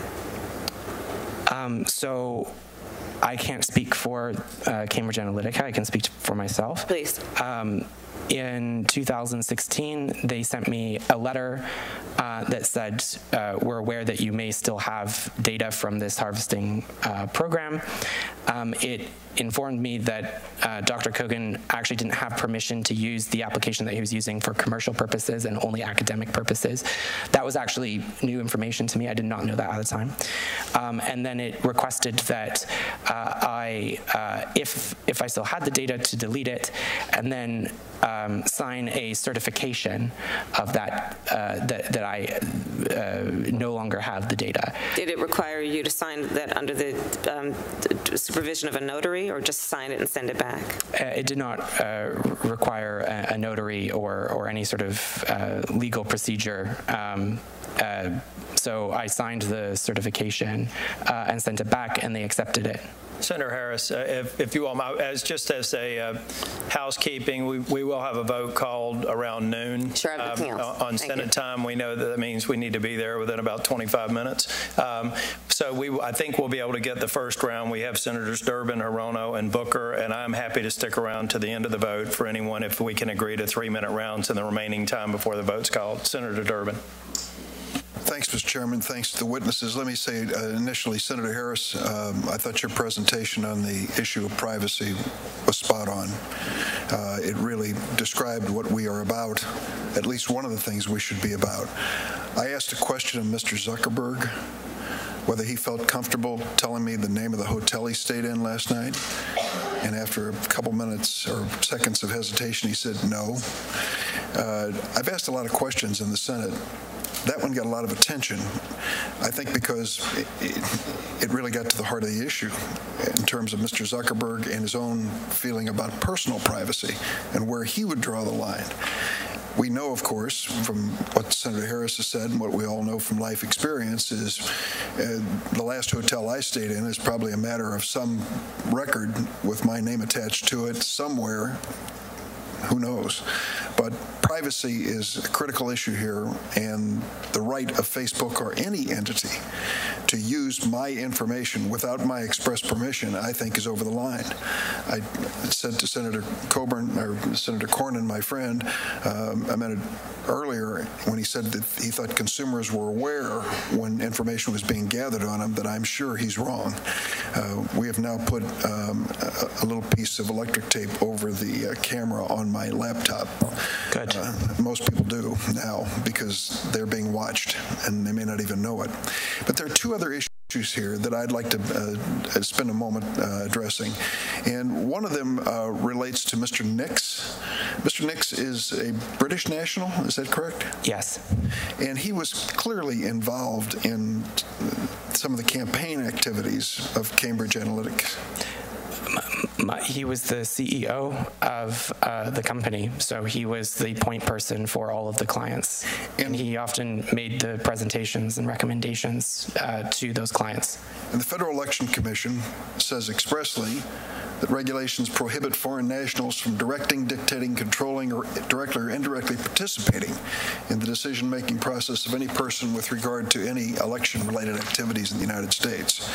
So there is a red flag or red Union Jack, whatever you want to call it, that should make it clear that we're in a territory here that it may be a violation of law. You have said that the involvement of Cambridge and successor organizations and Russia came after you left. Is that correct? Sorry, can you clarify slightly what you mean by my experience is direct as it relates to Lukoil, as it relates to understanding the research that was being done in terms of the focus groups and all of that. But in the use of information by the Russians in the election campaign. Oh, I'm sorry, I misunderstood. Yes, that was either happened some other place or after you had left Cambridge Analytica. Yeah, I was not aware at the time that there was activities in Russia to influence the United States elections. So I would just add that to the second category. The first question, privacy. The second question is the involvement of foreign nationals in the United States campaign, whether Mr. Nix personally or Russia as a country trying to influence the impact. The third has been brought up by my colleagues and I think gets to the heart of another very important issue, and that is the issue of the secrecy of this activity. The fact that we know that Mr. Mercer was engaged in this is because of something called open secrets and other sources that weren't disclosed in the ordinary course of business in this. And did you have any guidance from Cambridge when you were there in terms of the secrecy of the clients that you were working for? So to your first point about non-U.S. nationals working in U.S. elections, Cambridge Analytica received formal legal advice, and which I've disclosed to the media. And that legal advice did make clear that the company should not be sending non-U.S. nationals to work on American elections. And with respect to the secrecy, everybody had to sign a non-disclosure agreement, a very thorough non-disclosure agreement. And in fact, after I left, when the company engaged in a protracted legal correspondence with me, also ensured that myself and other people who decided to leave signed an undertaking of confidentiality, which is sort of a higher threshold of NDA. You've been asked for some documents earlier, and those two you just referred to, the legal opinion about the involvement of Cambridge employees in U.S. elections. I made it public, so it's. If you wouldn't mind sharing it with the committee, as well as, I'll make a note of it. A copy of the non-disclosure agreement that you signed or others might have signed, that would be helpful too. Thanks, Mr. Chairman. Thanks, Senator Durbin. Senator Hirono. Thank you. Professor Hirsch, elections very much turn on voter turnout. So you would agree that efforts to suppress voter engagement or voter turnout should be a matter of serious concern to us. Certainly. Okay. You testified that it is easier to demobilize people than to mobilize them. In fact, you've testified on the impact of voter ID requirements on voter turnout. So if we were to consider regulating anything, and I realize that there are privacy issues, it's all very complicated, but if you want to focus on some kind of a regulatory scheme, should we focus on regulating ads or messages that demobilize people? So thank you for the question. I think this issue is really complicated. Personally, I've worked as an expert witness for the ACLU and the Obama Justice Department on government voter suppression. Yes. Voter ID laws, non-citizen voting regulations. This is really different, and it's different because campaigns do things that are not nice all the time. If a Democratic campaign were to go and remind Trump voters of all of the moral failings in Trump's past and say, don't vote for him, is that demobilization or not? I don't know. I really don't know where that line is. I know that it's not the easiest thing to figure out whether a message actually demobilizes anybody, but let's assume that we can come up with some way to define what demobilization, because that is a matter of serious concern. You said that that is easier to effect. So that may be an area for us to pursue in terms of any kind of regulation in this very complex space that we're in right now. That might be right. I mean, I'm not a regulatory expert. In terms of First Amendment issues and so forth, if I were to ask someone who they're voting for and they said President Trump, and I said, no, don't vote for him, I'd really rather you not vote. It doesn't seem to me that that is a form of voter suppression, even I know, if we're it's done en talking masse. about basically people paying to suppress votes. As Mr. Wiley testified, that Steve Bannon was running an operation where clients could request voter suppression messages, which they would then pay for. We're talking about a very different kind of circumstance than somebody just saying, well, don't vote for so-and-so. So I think you understand the differences. Mr. Wiley, you obviously have an awareness of the use and misuse of massive amounts of data. So I want to ask you this. The U.S. Immigration and Customs Enforcement has proposed a new extreme vetting initiative, or life cycle vetting. Their plan is to hire a contractor to exploit publicly available information such as media, blogs, public hearings, conferences, academic websites, social media websites such as Twitter, Facebook, LinkedIn, to extract pertinent information regarding targets to determine who will be a productive member of society and who will commit crimes and terrorist acts. We're talking about people who are wanting visas to come to our country. So according to the nonpartisan Brennan Center for Justice, ICE's plan would automatically flag people for deportation or visa denial based on the exact criteria from the original Muslim ban. So it was the original Muslim ban of the president that set up this extreme vetting program. And so do you think that that kind of prediction of human behavior as to whether somebody is going to become an upstanding contributing member or whether that person is likely to become a terrorist or become a criminal is even possible from the sorts of information that could be available to the U.S. government? So 2 points to that. There is no universal definition of a bad person, and therefore it is a social construct, and it is laden with people's moral judgments. So there is no mathematical way to determine whether someone is a bad person in the abstract, in the sense that there is no universal definition of a bad person. So the second point that I would make, though, is that just because you are using data science and mathematics, you could have the most advanced neural network made yet. But if the underlying training set for that algorithm uses systemically biased information, so for example, if you're looking at criminal justice statistics and you have a model that ends up predicting that this particular African American is more likely to commit a crime because more African Americans end up in prison, you create an algorithm which is simply reflecting social and moral biases of the data sets and the people making it. I think that the predictive value of what the government is pursuing is very questionable and problematic in terms of all kinds of issues, privacy, you name it, and the accuracy and the ability of that kind of initiative. And yet they are pursuing it, by the way. So I think it's very problematic. Professor Hirsch, would you agree that the government getting their hands on all this kind of information so that they can determine whether somebody would commit crimes or somebody's going to become an upstanding citizen? Does that even make sense to you? No. Thank you. Yep. Thank you, Mr. Chairman. Senator Booker. Thank you very much. Mr. Wiley, I have a lot of concerns about how these platforms can be used to pit people against each other. One of the greatest values of America is this idea of indivisibility, that we have the lines that tie us together are stronger than the lines that divide us as a country. And, this morning when I woke up, I listened to the New York Times podcast, which was all about Sri Lanka. The headline is "When Facebook Rumors Incite Real Violence." And it was about how the platform Facebook was being used by sinister forces to incite hatred between groups, fear between groups, and ultimately violence in this circumstance. I was just so deeply disappointed and angered when Nigel Oakes, who's the founder of the SCL Group, as you wrote, would say things in a recorded conversation where he's it's things like this that resonate. Sometimes to attack the other group and know that you're going to lose them is going to reinforce and resonate your group, which is why Hitler attacked the Jews, because he didn't have a problem with the Jews at all. But people didn't like the Jews, so he just leveraged an artificial enemy.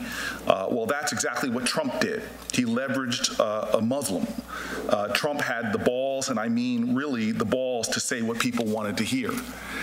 This is, to me, really a frightening reality, a threat to the very ideal of a nation that wasn't founded because we all pray alike, because we all looked alike, but we had a set of common aspirations and democratic principles that united this country. Our founders talked about pledging to each other not religious alliances, not racial alliances, but our sacred honor.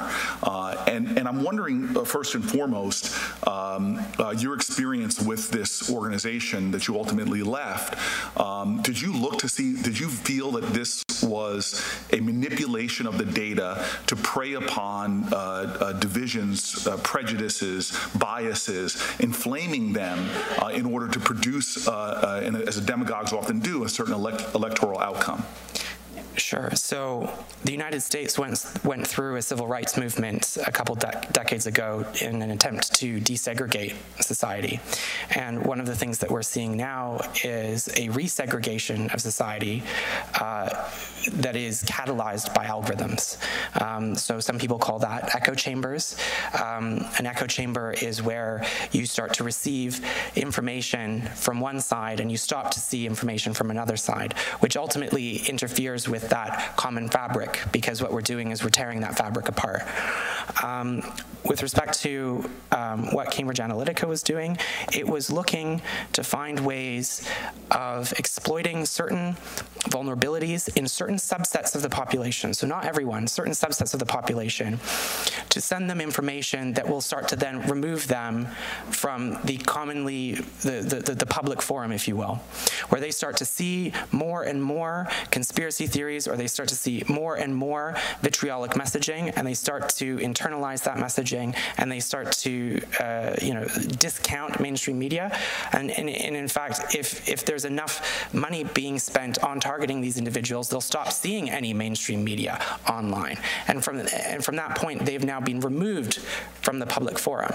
And for me, that's deeply problematic, because when you look at what democracy is supposed to be about, it's supposed to be, there's an element of common experience that voters need to have in order to collectively make a decision. If you are segregating people in terms of the information space, so that one set of voters only see one thing and another set of voters only see another thing, we have destroyed the public forum. And I know from your statements, first of all, that was an excellent observation, and from your public statement. All right, everybody, we will be back. More news now coming up next, everybody.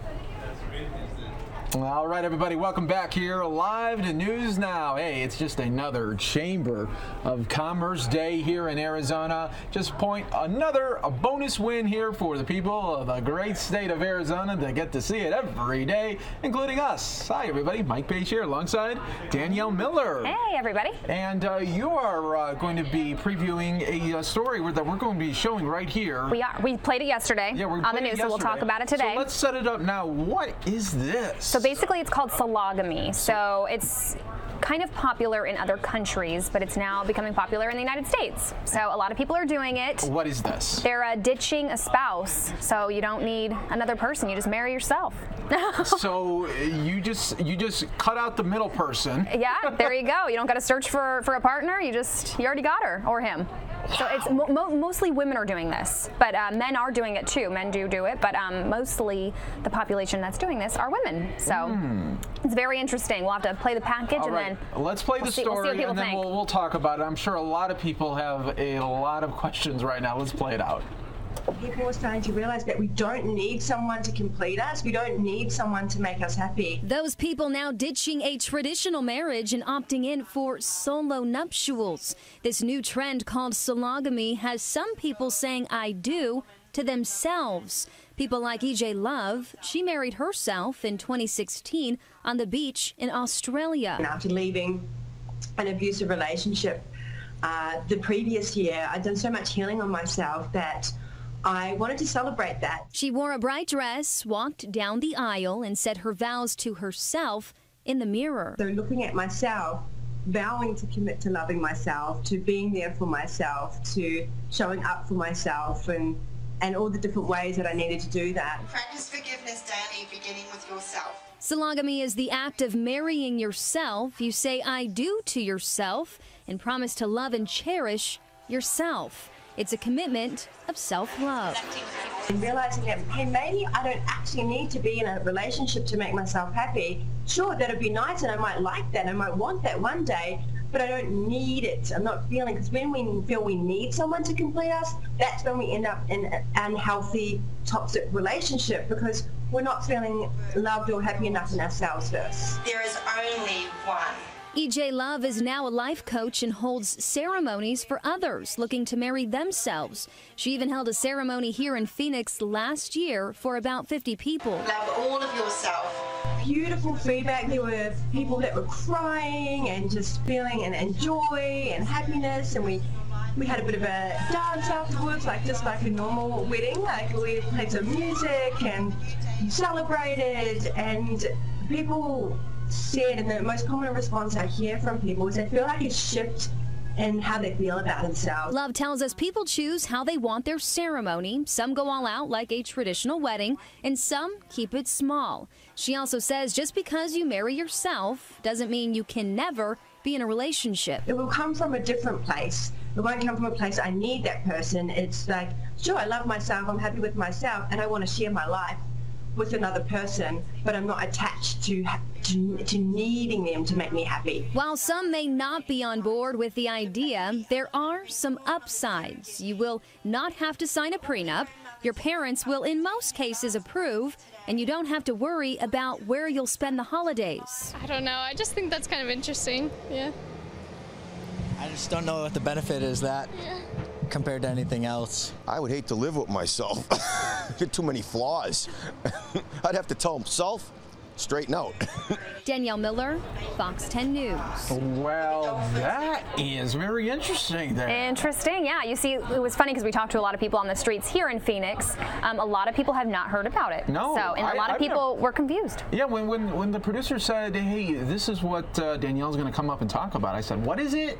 What's going on? Yeah, I know it's bigger in other countries, but now it's just starting to kind of catch on here in the States. But like they said, it's basically you can kind of do it however you want it. Some people are buying wedding dresses, they're buying the cake, they're inviting family and friends, and other people just do it with, just a couple people, just close friends or maybe a family member. So, yeah, hey, you don't got to, mom doesn't need to approve. Hopefully she already does. Well, that's what I was wondering. Are some of these people, you think, doing this for the simple fact of finally, okay, let's just get this out of the air? or I'm not going to marry anyone but myself, so please stop asking. Hey, it could be that. But for the most stories that I've read, because I researched it a little bit online, just kind of looking at other people's story, aside from the lady that we talked to, it was a lot of women that have come from, a lot of women who are doing it from abusive relationships, just terrible relationships. It's kind of like once they get out of that, they're like, you know what, I just want to be happy. I need to love myself before I love anybody else. And even EJ Love, in that story that you just saw there, she said, you know, this doesn't mean that in 5 years, if I'm like, hey, I want to get married to a man or a woman or somebody else, that doesn't mean that you can't. Because you know? You could divorce yourself and then marry. Exactly. And you get everything. You don't get just half. Yeah, that's right. You get a whole 100. You get the whole rebate. Exactly. Right, you don't got to split the holidays. You know, we're not going to go to this person's for Christmas, and there's no fighting. I just want to know what the conversation is like on Thanksgiving. Hey, you never know. I think it's more symbolic, though. Okay. Truthfully, like everything I've been seeing, it's more of like a symbol of self-love and, you know, whatever. It's just to make that person feel maybe good about themselves or, you know. But I think some people, you know, do this as a symbolic thing, and then maybe in a couple years down the road, they're like, okay, I'll have a traditional marriage now. So now, do you think some people are doing this, but they're not saying anything to anyone?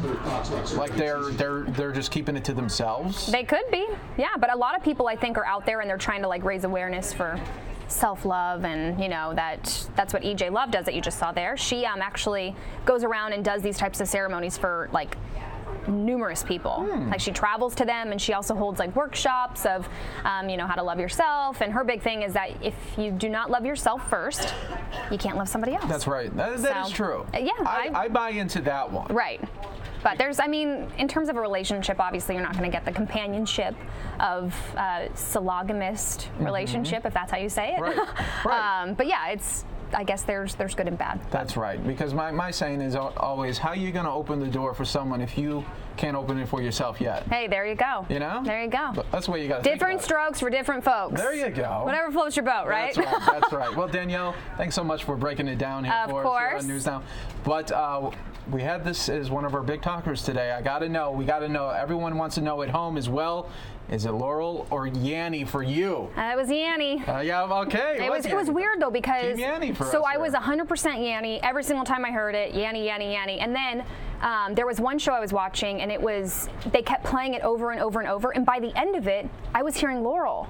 So it was weird. I don't know if it's just because I heard it numerous times over and over and over, but for the most part, I was Team Yanny. All right. They say we're smarter. Yeah, and for there you go. Hey, for people maybe just joining us and saying, what are these two just talking about? This is a viral thing that has just happened. It seems like today is the day where everyone is just talking about this. So let me just bring it up here for everybody. This way, you'll get to play along at home. I'm going to play it out, and then we can hear it. Political mistake in the case. And secondly, because he's not disciplined and he doesn't think a significant amount of heat. This is a very damaging admission made by the president. Yeah, I want to hear it again too, so I can see what I hear. Laurel. See, now I hear Laurel. Now you hear Laurel. Wow. I never hear Laurel. This is a Ponzi. This is a scheme. Somebody's testing us. I don't know who, but. The funny thing is, people are saying, I see some of the comments online, they're like, well, these are just two different audios, but this is the same one I've been playing all day. Yeah, it's weird though, because a couple other people in the newsroom that we were talking to, they heard a few, I don't know if it was different versions, but it's the same way. You hear Yanny on one and Laurel on the other, but it's just like that black dress. Yes. Whatever one. That's true. This is the new one. This is the new one, yeah. We'll see you next month for the other one. So who's going to come up with that one? That one will be, I think, because the first one was your eyes, right? Sure. That was the dress. Yep. Now it's your ear. Okay. Now we need the taste one somehow. That one might be tough. It might be a little tough, but who knows? You never know. If anyone could do it, maybe Amazon. Somebody's probably in their workshop right now working on it. That's true. We'll have another viral sensation. There you go. See you in a month. Yep, see you in a month, everybody. Well, thanks so much, Danielle. Of course. Hey, we're always breaking it down for you here on News Now. If you want to see that full conversation about Yanny and Laurel, go to our Fox 10 Phoenix, our YouTube page. We got it Team all Yanny. there for you. Team Yanny. Yes. Hey, it's not Yanny. It's Yanny. Yanny. There you go. More News Now, everybody. Coming up next. Yay.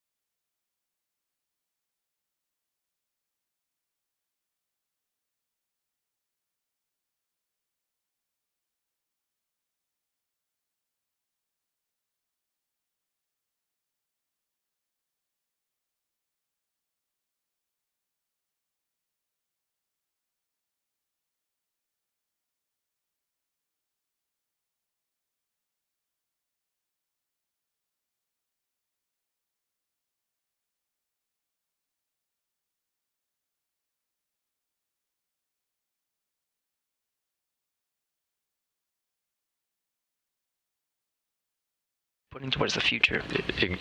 Well, yeah, we're looking for that. We're looking for any pieces of material that might be tearing away.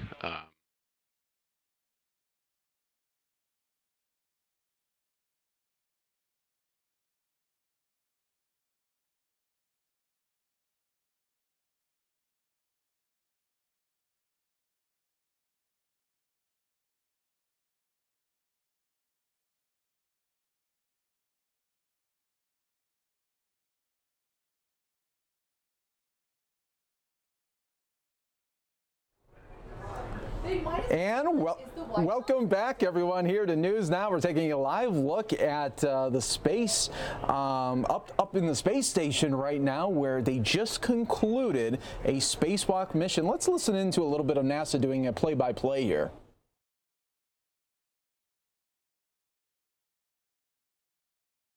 All right, so sometimes NASA's not always going to be talking there. Sometimes they need to take a break there, but it looks like they're taking some pictures right now. The other astronaut is taking some pictures. So we'll continue to check on this here and give you some updates here in just a moment. Thanks so much for joining us here, everybody, on News Now. We really do appreciate it as we try to get you always the top stories here of the day. And one of the top stories, it was a scary moment out in Illinois at one high school, Dixon, Illinois. This is about an hour and a half west of Chicago, where there was a school shooting today, but luckily there was a school resource officer there that took charge and shot the suspect. That suspect was a former high school student, just 19 years old. Let's listen into a little bit of this news conference that we had a little bit ago. And from what I've been told from the officers that went inside to search the school and then evacuate the students and the faculty that were left in there, they did exactly what we asked them to do during the training. I couldn't be more proud of them. And since then, as this incident is ongoing, the relationship we have built with the school officials and the law enforcement, the first responders from the fire department as well, and EMS, it's been a great coordinated effort between everyone. And I cannot tell you that in an incident like this, how critical that is. And to be able to think swiftly on your feet during an incident is just amazing to me.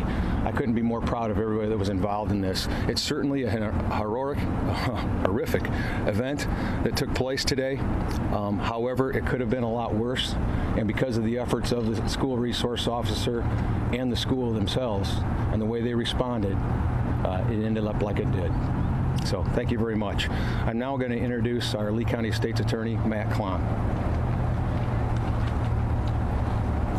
Thank you. Good morning, everyone.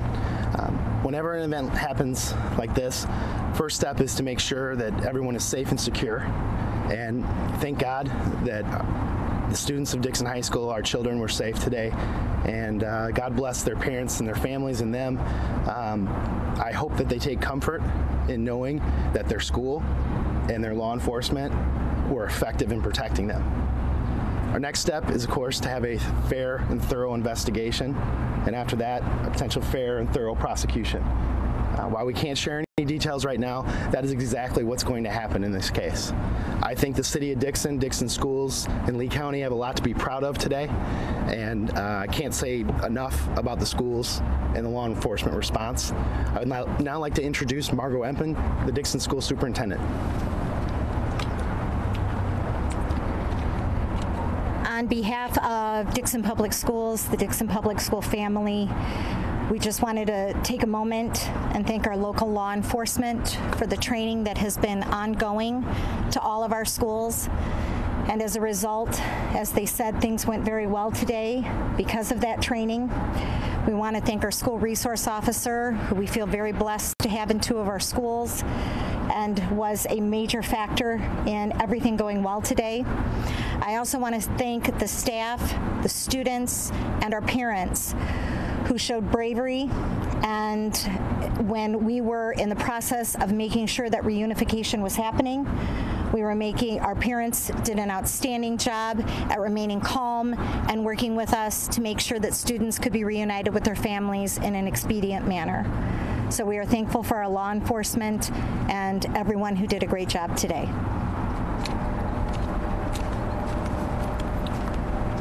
That is going to conclude our press briefing. As I mentioned, there are investigations underway, so we're not going to take questions at this time. If you have additional questions or follow-ups, please direct them to the police chief or to the city manager's office. What I can promise is as soon as we can get more information to you, we will do that. But obviously, there's legal and ethical things that we have to follow over the course of the investigations. Again, there won't be any questions, but please, if you have follow-ups, direct them to the city manager or the police chief. Thank you.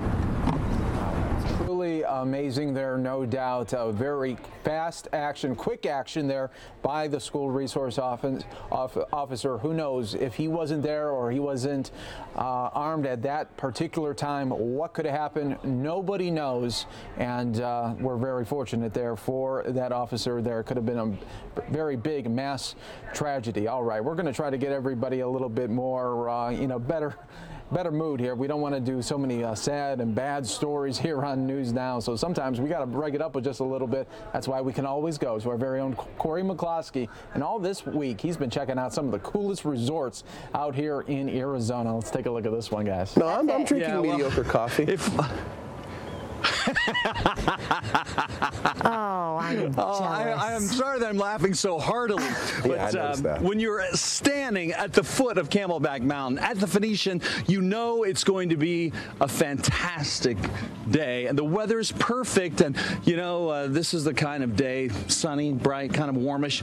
It makes you think of summer coming on, and it will be upon us before long. But the good news about Arizona is you can always find a place to cool down, and no place is better than here with Denise Sioman and the whole Phoenician experience for folks who've never been here before, and there are a lot of longtime Phoenicians who haven't been yet.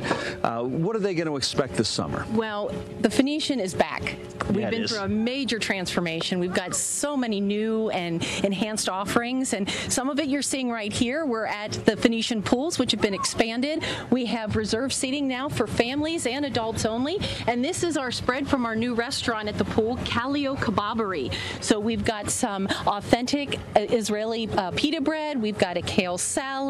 We have some hummus, little ceviche, and of course you can't go wrong with chips and salsa. You guys, it's fantastic. And the poolside fare, always nice. I love the way you present it too. It's easy to grip and grab, and good for the family too. Good for the family around the pool. Now let's say mom really needs her aura switched out. Maybe she needs a whole new one. Exactly. Just totally refreshed and rejuvenated. What you're seeing here is one of our signature treatments. It's the harmonic bowl healing. And so what you have here are handcrafted Himalayan bowls that are used to create a very healing vibration. So it's great for someone who maybe wants to kind of experience a massage but doesn't like to be touched. Oh, gotcha. The pulsations are very relaxing. They get into your inner core. It looks completely relaxed. Yeah, it's a meditative type of process. And if you want something a little more traditional, oh wow. Although this is beyond the tradition, that's for sure. Beyond the tradition. This is another one of our signature treatments. It's the gemstone healing facial, and what she's doing here is one of the elements to the facial, and those are golden ice globes that do a massage around the face. They help to eliminate redness, calm the skin, and really help to give you a firmer appearance. Wow, I wish that were happening to me right now. That just looks scrumptious. Yes, it looks fantastic. Well, for the moment anyway, I'm looking for kids who like to eat. Hey, you guys, come on out here. As fast as you can, like there's a shark after you. Yeah, that's right. Hustle up. We've got all kinds of grub over here. Well, I'll just bring it right over to the poolside. Have some fruit. I don't know what the speckly one is, but find one in there that you like. And then take it over to is that your brother over there? All right, take the bowl. Feed that kid as well. He looks like he needs some fruit. All right, it all happens at the Phoenician, and we're here for another half hour or so, and there's plenty more to see. That was awesome. Yeah, great resort there, no doubt. Always a lot of fun there, especially in that pool, especially when the temps get so high as we are expecting it later this summer here, no doubt. Well, let's go now to, I want to showcase everyone Celeste Rodriguez, who was at the Out of Africa Africa Wildlife Park there in Camp Verde. Let's listen to a little bit of this, taking the sights there. Africa Park, no need to fly on that red eye, right, out to Africa. You can come and check it out right here. Let me show you kind of the surrounding. We're here at Camp Verde, right off the I-17 on the 260, and it really is beautiful country. We're about 10 to 15 degrees cooler here, and it's a short drive here up the hill from Phoenix.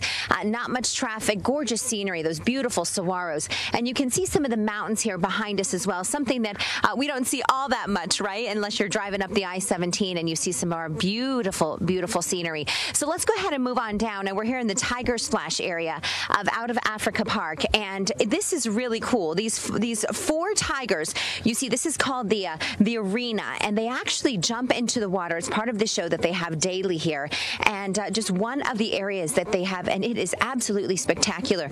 These tigers are something else. So we introduce you to a couple of them. You have Harmony, Jubilee, you have Zion, you have Ezekiel, and I'm going to pull in one of the experts for us here this morning.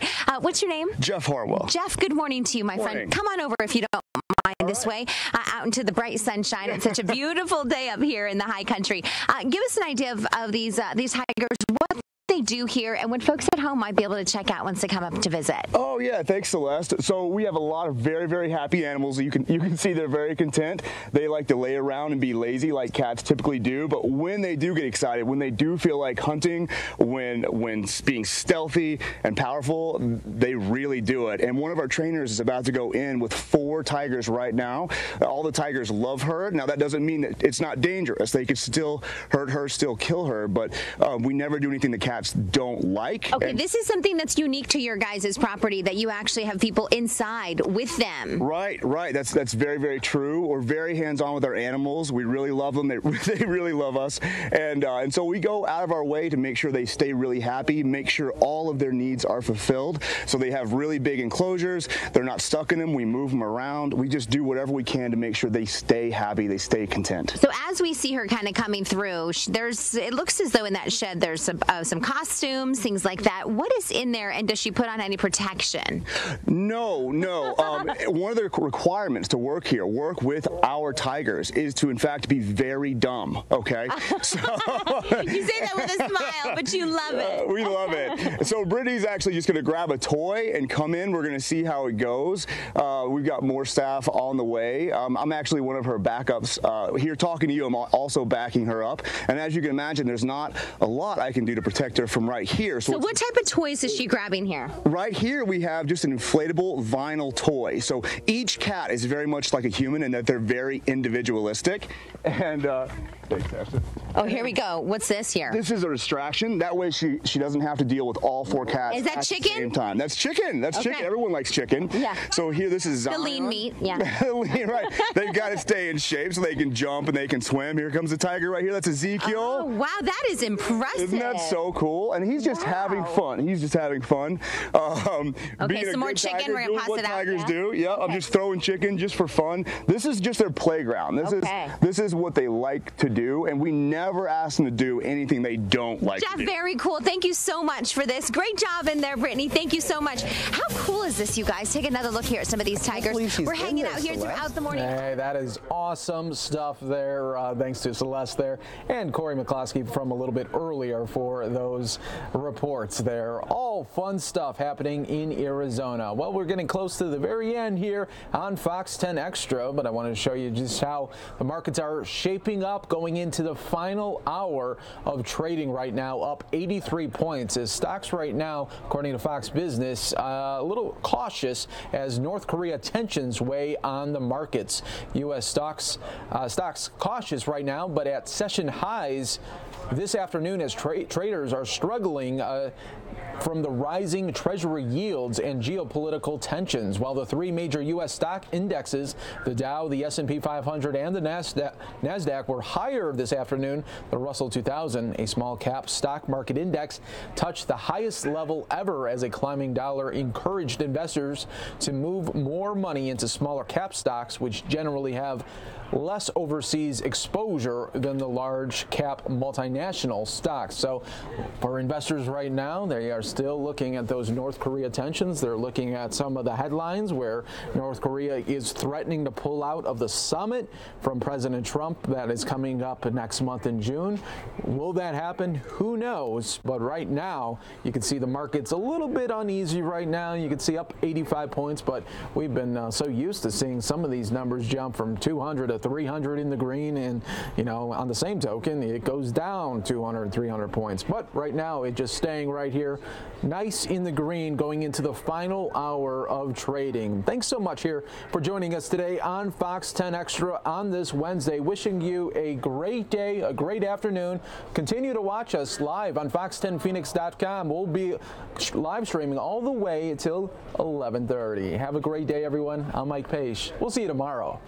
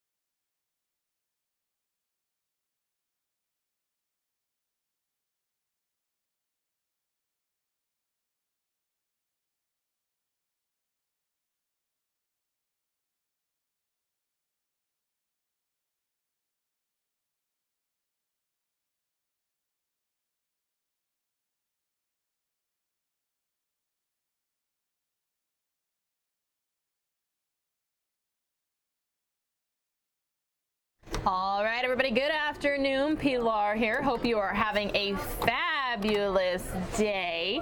It is Wednesday, May 16th, already the month of May, half gone. Can you believe it? Just want to say hello again. Hope you are doing well wherever you are watching News Now from. I'm going to get you caught up with some of the day's top stories. What do you say? And remember, I try to bring you animal-related stories as often as I can, right? Right? Because that's our thing. We like animal stories. At least we say so on the YouTube chat. Okay, so this first story I have for you. Any cat lovers out there? This first story is about a cat saving a family from carbon monoxide. Let's watch. 3 of the 4 members of the Keskis family are now back home, the wife and mother being held at the hospital as a precaution. And the hero of the story went missing until late this afternoon when he was found. Still wearing the hospital bracelets from this morning's ordeal, David Keskis and his family say they are lucky to be alive. Yes, my whole family was sinking, and I got them all out of the house. I don't know if there's a gas leak or what. Okay, what's your including my cat. David says the family cat Boo was meowing so loudly it woke everyone up. I woke up slowly, and my wife had woke up at the same time, and Ariana had woke up from her bedroom. And we saw Boo just pass out right here.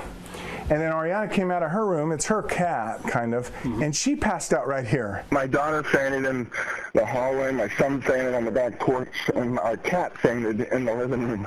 Okay. And I'm busy, and my mom's busy, or my wife's busy. So it was a close call, and that cat's a hero for sure. Everybody's out, right? Yeah, I'm going to go check on my wife. She's on the front porch. Had this situation gone much longer, the outcome could have been different. The Assistant Green Township Fire Chief says firefighters detected a potentially lethal level of carbon monoxide in the house. It's colorless, it's odorless, it's tasteless, so it is a silent it's a silent killer, if you will. I really want to know what the heck. Oh, here's a red tag. Is this it? The fire department says the leak came from the boiler that feeds the house's baseboard heating system. We're celebrating the fact that we're all alive. Happy to report that Boo was found late this afternoon hiding out in the basement of the house. David Keskis says he's not taking any more chances with his family's health. He is off to a local home improvement store to buy some carbon monoxide detectors. Reporting from Covedale, Mike Schell, Fox 19 Now. Wow. Thanks, Boo. Really appreciate that. And the cat was found in the home's basement. Okay, so we got the cat lovers out of the way. Ready for the dog lovers? This is a local Phoenix area story, okay? We're talking about viral internet sensations, videos, audio clips, that sort of thing. Well, this next story is about a dog saving a fellow dog from drowning. It's a video that's warming hearts around the country. Security camera footage captured Black Lab Remus helping out another Black Lab, Smokey, out of a backyard pool in Mesa when Smokey was struggling. The only time he goes in, he'll get on this first step right here. Smokey's owner, Laura Becerra, is a little more camera shy than her now internet famous dog, but she showed us around the area where everything happened. When he first told me about it, I started crying. And when I saw it, it was very hard for me to watch because just seeing Smokey struggle like that, it just really tore at my heart. Remus, the dog that did the saving, belongs to Lori's daughter. Just seeing Remus do that, it just made me feel like, wow, all these moments that are never captured by people, and just to see how wonderful they are, and they could be heroes, our four-legged heroes. Now Smokey is prepared. His owner's got him a new life vest since the incident, and they've been trying to give him swimming lessons. We've been putting that on him. The water is still kind of cold, but my husband and my son have been getting in and bringing him in. Are you worried the fame's going to go to Smokey's head here? Oh, yeah. He's already got a big head, so. All right, everybody, taking you out live now to Orange County, California, where they're giving us the latest on the explosion. Office. Paul. Thank you. Good afternoon. I'm Paul Delacourt from the Los Angeles Field Office of the FBI. the undersheriff gave you the sequence of events as we understand them now. I'd like to begin by acknowledging the tragedy that several individuals and their families are facing right now. Our thoughts are with them, and as is our hope for a successful and speedy recovery. I can tell you that we have hundreds of investigators of all disciplines working around the clock to get to the bottom of this matter. You will see teams of our investigators at the Aliso Viejo location where the explosion occurred. Our evidence response team has been on scene for a number of hours now and is proceeding through a methodical search of the location. We expect this will be a lengthy process. It could take a number of days, perhaps up to a week. This is a very difficult crime scene, and I'd like to ask you and thank you in advance for your patience while our employees do this difficult and painstaking work. The FBI is working with the Sheriff's Department and many partners at the local and the federal level to determine how and why this explosion occurred. Bomb technicians from multiple agencies are working diligently to determine the cause of the explosion. As the undersheriff noted, at this point, we do not believe this was an accident. We've ruled out a gas main explosion and other potential theories. At this point, our working theory is that this explosion was caused by a device.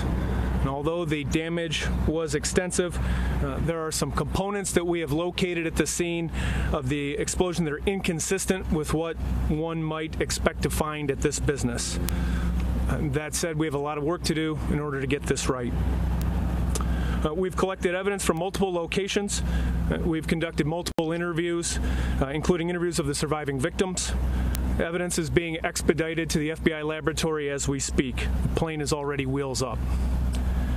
Do need to clear something up for you. There has been some reporting about how the device was delivered to the location.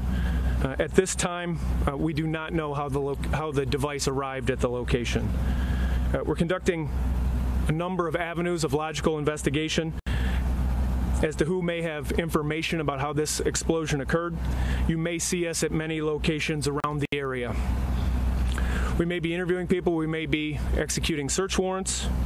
We'll do our best to keep you apprised of the developments of this investigation as appropriate.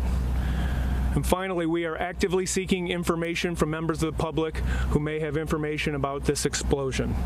If you believe you may have useful information, please call us at 1-800-CALL-FBI. That information will be routed through to the command post. We'll be in close coordination with the Sheriff's Office, other federal partners, and we'll make sure that all tips are acted on. Thank you. With that, I'd like to introduce Special Agent Bill McMullen, Special Agent in Charge Bill McMullen, Bureau of Alcohol, Tobacco, and Firearms. Thank you, sir. Again, my name is Bill McMullen. I'm the ATF Special Agent in Charge of the Los Angeles Field Division. On behalf of the men and women of ATF, I'd like to first say that our thoughts and prayers are out to the victims and their family members. This is going to be a very difficult situation for them to go through, and our hearts go out to them as they go through this process. I'd also like to commend and recognize the outstanding job by the Orange County Sheriff's Department, the Fire Authority, and all the first responders who got out there so quickly yesterday to make sure that the most important thing to all of us was taken care of, and that's the safety of the public and making sure that that scene was secure. And they did an outstanding job yesterday, as they do every day. We're very fortunate to have such professional, dedicated units in this county that take care of us every day. Very much appreciated. As soon as this incident occurred yesterday, ATF agents from across the state responded immediately. We had our Special Agent bomb techs, certified explosive specialists, some of our criminal enforcement groups, specifically in Santa Ana, our intelligence group, respond as quickly as they could to make sure that we were providing ATF resources, manpower, and our expertise to make sure we were supporting the Sheriff's Department. That continued throughout the night and will continue as this investigation continues and until it's concluded. And we'll continue to work with our federal partners and all the state and local partners who are involved in this investigation. I won't answer any questions as far as the status or details of the case, and I'll hand it back over to the undersheriff. Are you guys concerned there's more targets? So the question for the group was, are we concerned there's more targets? We don't rule out anything, but at this point there's nothing that will lead us to believe that there are. So until we can prove otherwise, everything is being investigated. But we don't know why she was targeted. That has not been determined. The question is, do we know why she was targeted? We do not know the motive behind the case at this time. One question at a time, please. Don, when you indicate that there are items that are not consistent with what would be found in a day spot, can you elaborate on that? What do you mean by that? Well, as Paul Betancourt said, it is items not consistent. He did. I'd like to have Paul come up and answer that question. Come on back up, Paul. The damage at the scene was extensive, so it's hard to identify some of the pieces of the potential device. So what we have located is simply some items that are inconsistent with a business of that type. We've sent them back to the FBI laboratory in Quantico, Virginia, in order to have trace evidence and other tests done right away to determine if they were components of a device. Can you spell the name of the victim and go over the other victims? The two injured women, were they standing near the deceased victim when this box or package was opened? So the question was, the two injured women, there were three, but the two injured that were injured severely, were they close to the victim? They were proximate. They were in the business location. Were they employees or were they customers? We believe that they were patrons at the business. So correct, just the spelling of the victim is Ildiko. Last name is spelled Krajnyak. So sorry. Do you believe that she was targeted intentionally here? Well, we don't know what the motive is, so we can't confirm or deny whether she's targeted. We do know that an explosion happened at the location. The investigation's ongoing, and we will try to determine motive. So that's not known. That were in the office, are they able to describe what happened? They were interviewed, and they did give some description to our investigations as to what occurred, but it was very limited. Are you searching for suspects? A little bit about the initial response. Were you at all concerned about copycats after Austin, and if so, how did you answer that? Sure. The question was, were we concerned about our response? We're fortunate in California to have a training that we do on incidents like this. We had several grants from the federal government that allow us to train on a very broad scale. So our response protocols are very specific, but also very fluid. So we don't want to do things where we might roll into a secondary device. We really do things to keep the advantage on our side and not put ourselves unnecessarily at risk. But our teams are trained on how to respond to terrorist incidents like this. Not saying this was terrorist-based, but any type of incident that might have an incendiary device, an explosive device, chemical agents, whatever it might be. We have a response protocol for all of those, and that was what we did in this case. It doesn't matter how the device gets there. Our response protocols are it's incident driven, based on what we encounter. That is part of the investigation that goes on from there. Are you searching for suspects at this point? We are investigating the case with the FBI, and of course, our goal is to locate persons involved, and if where we can, make arrests. So of course, we're doing that. How far along are you in finding We don't have a profile. We're looking at possible leads. Go ahead, Paul. So at 11:35 the night before, deputies were sent to that address, and I understand that there was a bomb threatening. I don't know anything about that information. I don't know that information. Do you know why they were sent there? No, there aren't anybody detained. Did anyone see the victim opening a package? You haven't really said anything about that. Did anyone see a package being opened? That's part of the investigation, and that's part of the interviews that are being conducted. Chip? On that note, you said that the items found were inconsistent with the day's bomb. Are they consistent with the package? That would be, Paul, you want to answer that question? It would be premature to speculate on the nature of the components that we found there, which is why I described them in that way, and why we've expedited their transfer back to the laboratory to be more precise when we speak to you about what type of initiator this explosion had. We don't believe this was an accident. Is there anything in the victim's background that would indicate she would be targeted? So as part of the investigation, we're looking at the victims as well as associates and a number of avenues in order to make sure we identify the right parties responsible for this. What I can assure you is that regardless of the motivation, it doesn't impact the way that we respond to this, the way that we work jointly with our partners to bring all resources to bear to identify the nature of the motivation behind such an attack and ensure safety and security of the community. At this point, we also don't have any other threat reporting or other indicators that there are any secondary devices. I can put you at ease in that regard. Thank you. We understand that Ildiko had recently been involved in a relationship that did not end well. Have you been able to contact that man and talk to him yet? Yeah, I'm not going to comment on any of the specific avenues of inquiry that we're pursuing at this point. Is the FBI can you roll that out?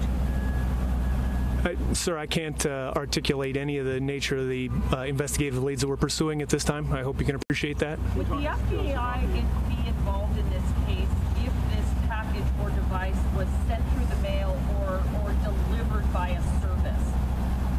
If that wasn't the case, would it then just be an Orange County Sheriff's Department case, or was something that was carried into the building? Can you kind of explain the differentiation for us and what the role of the FBI is?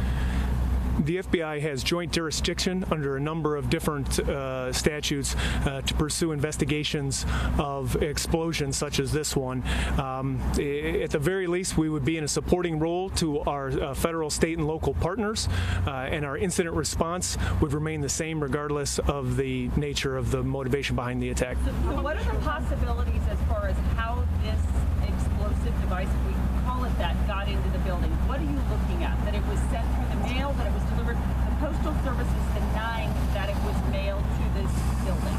That's one of the investigative leads that we're pursuing, is how the device arrived at the location. Can you confirm for us that this wasn't called the night before? Was that related to this one? I don't have any information about calls the night before. Can you confirm to us a little bit more about the context regarding the victim who's deceased here? Did you see this as a domestic incident? Do you see this as a broader issue of community security? We're pursuing all the possible motivations behind this explosion. At this point, we don't have any indicators that there's any lack of security for the community. We don't have any indicators of threat reporting, any claims of responsibility, or any indication that there are other secondary devices. So I don't see it as an issue of community security at this point, but we are pursuing all the investigative leads and where they will take us in order to determine the motivation behind the explosion. Have there been any threats against the victim before? Everything to keep the community safe. And in the initial response, we have word that because there was thought that it could have been a package and that it could have been mailed there, that UPS trucks were being stopped and looked at. Can you confirm that? I don't have any information about UPS trucks being stopped. I can tell you that as part of the investigation, we've been in contact with federal and private sector partners, and they've been incredibly cooperative. What do you want the public, what sort of help do you want from the public? What are you looking for? We've established a tip line, 1-800-CALL-FBI, and anyone who believes they have information about the nature of the explosion or anyone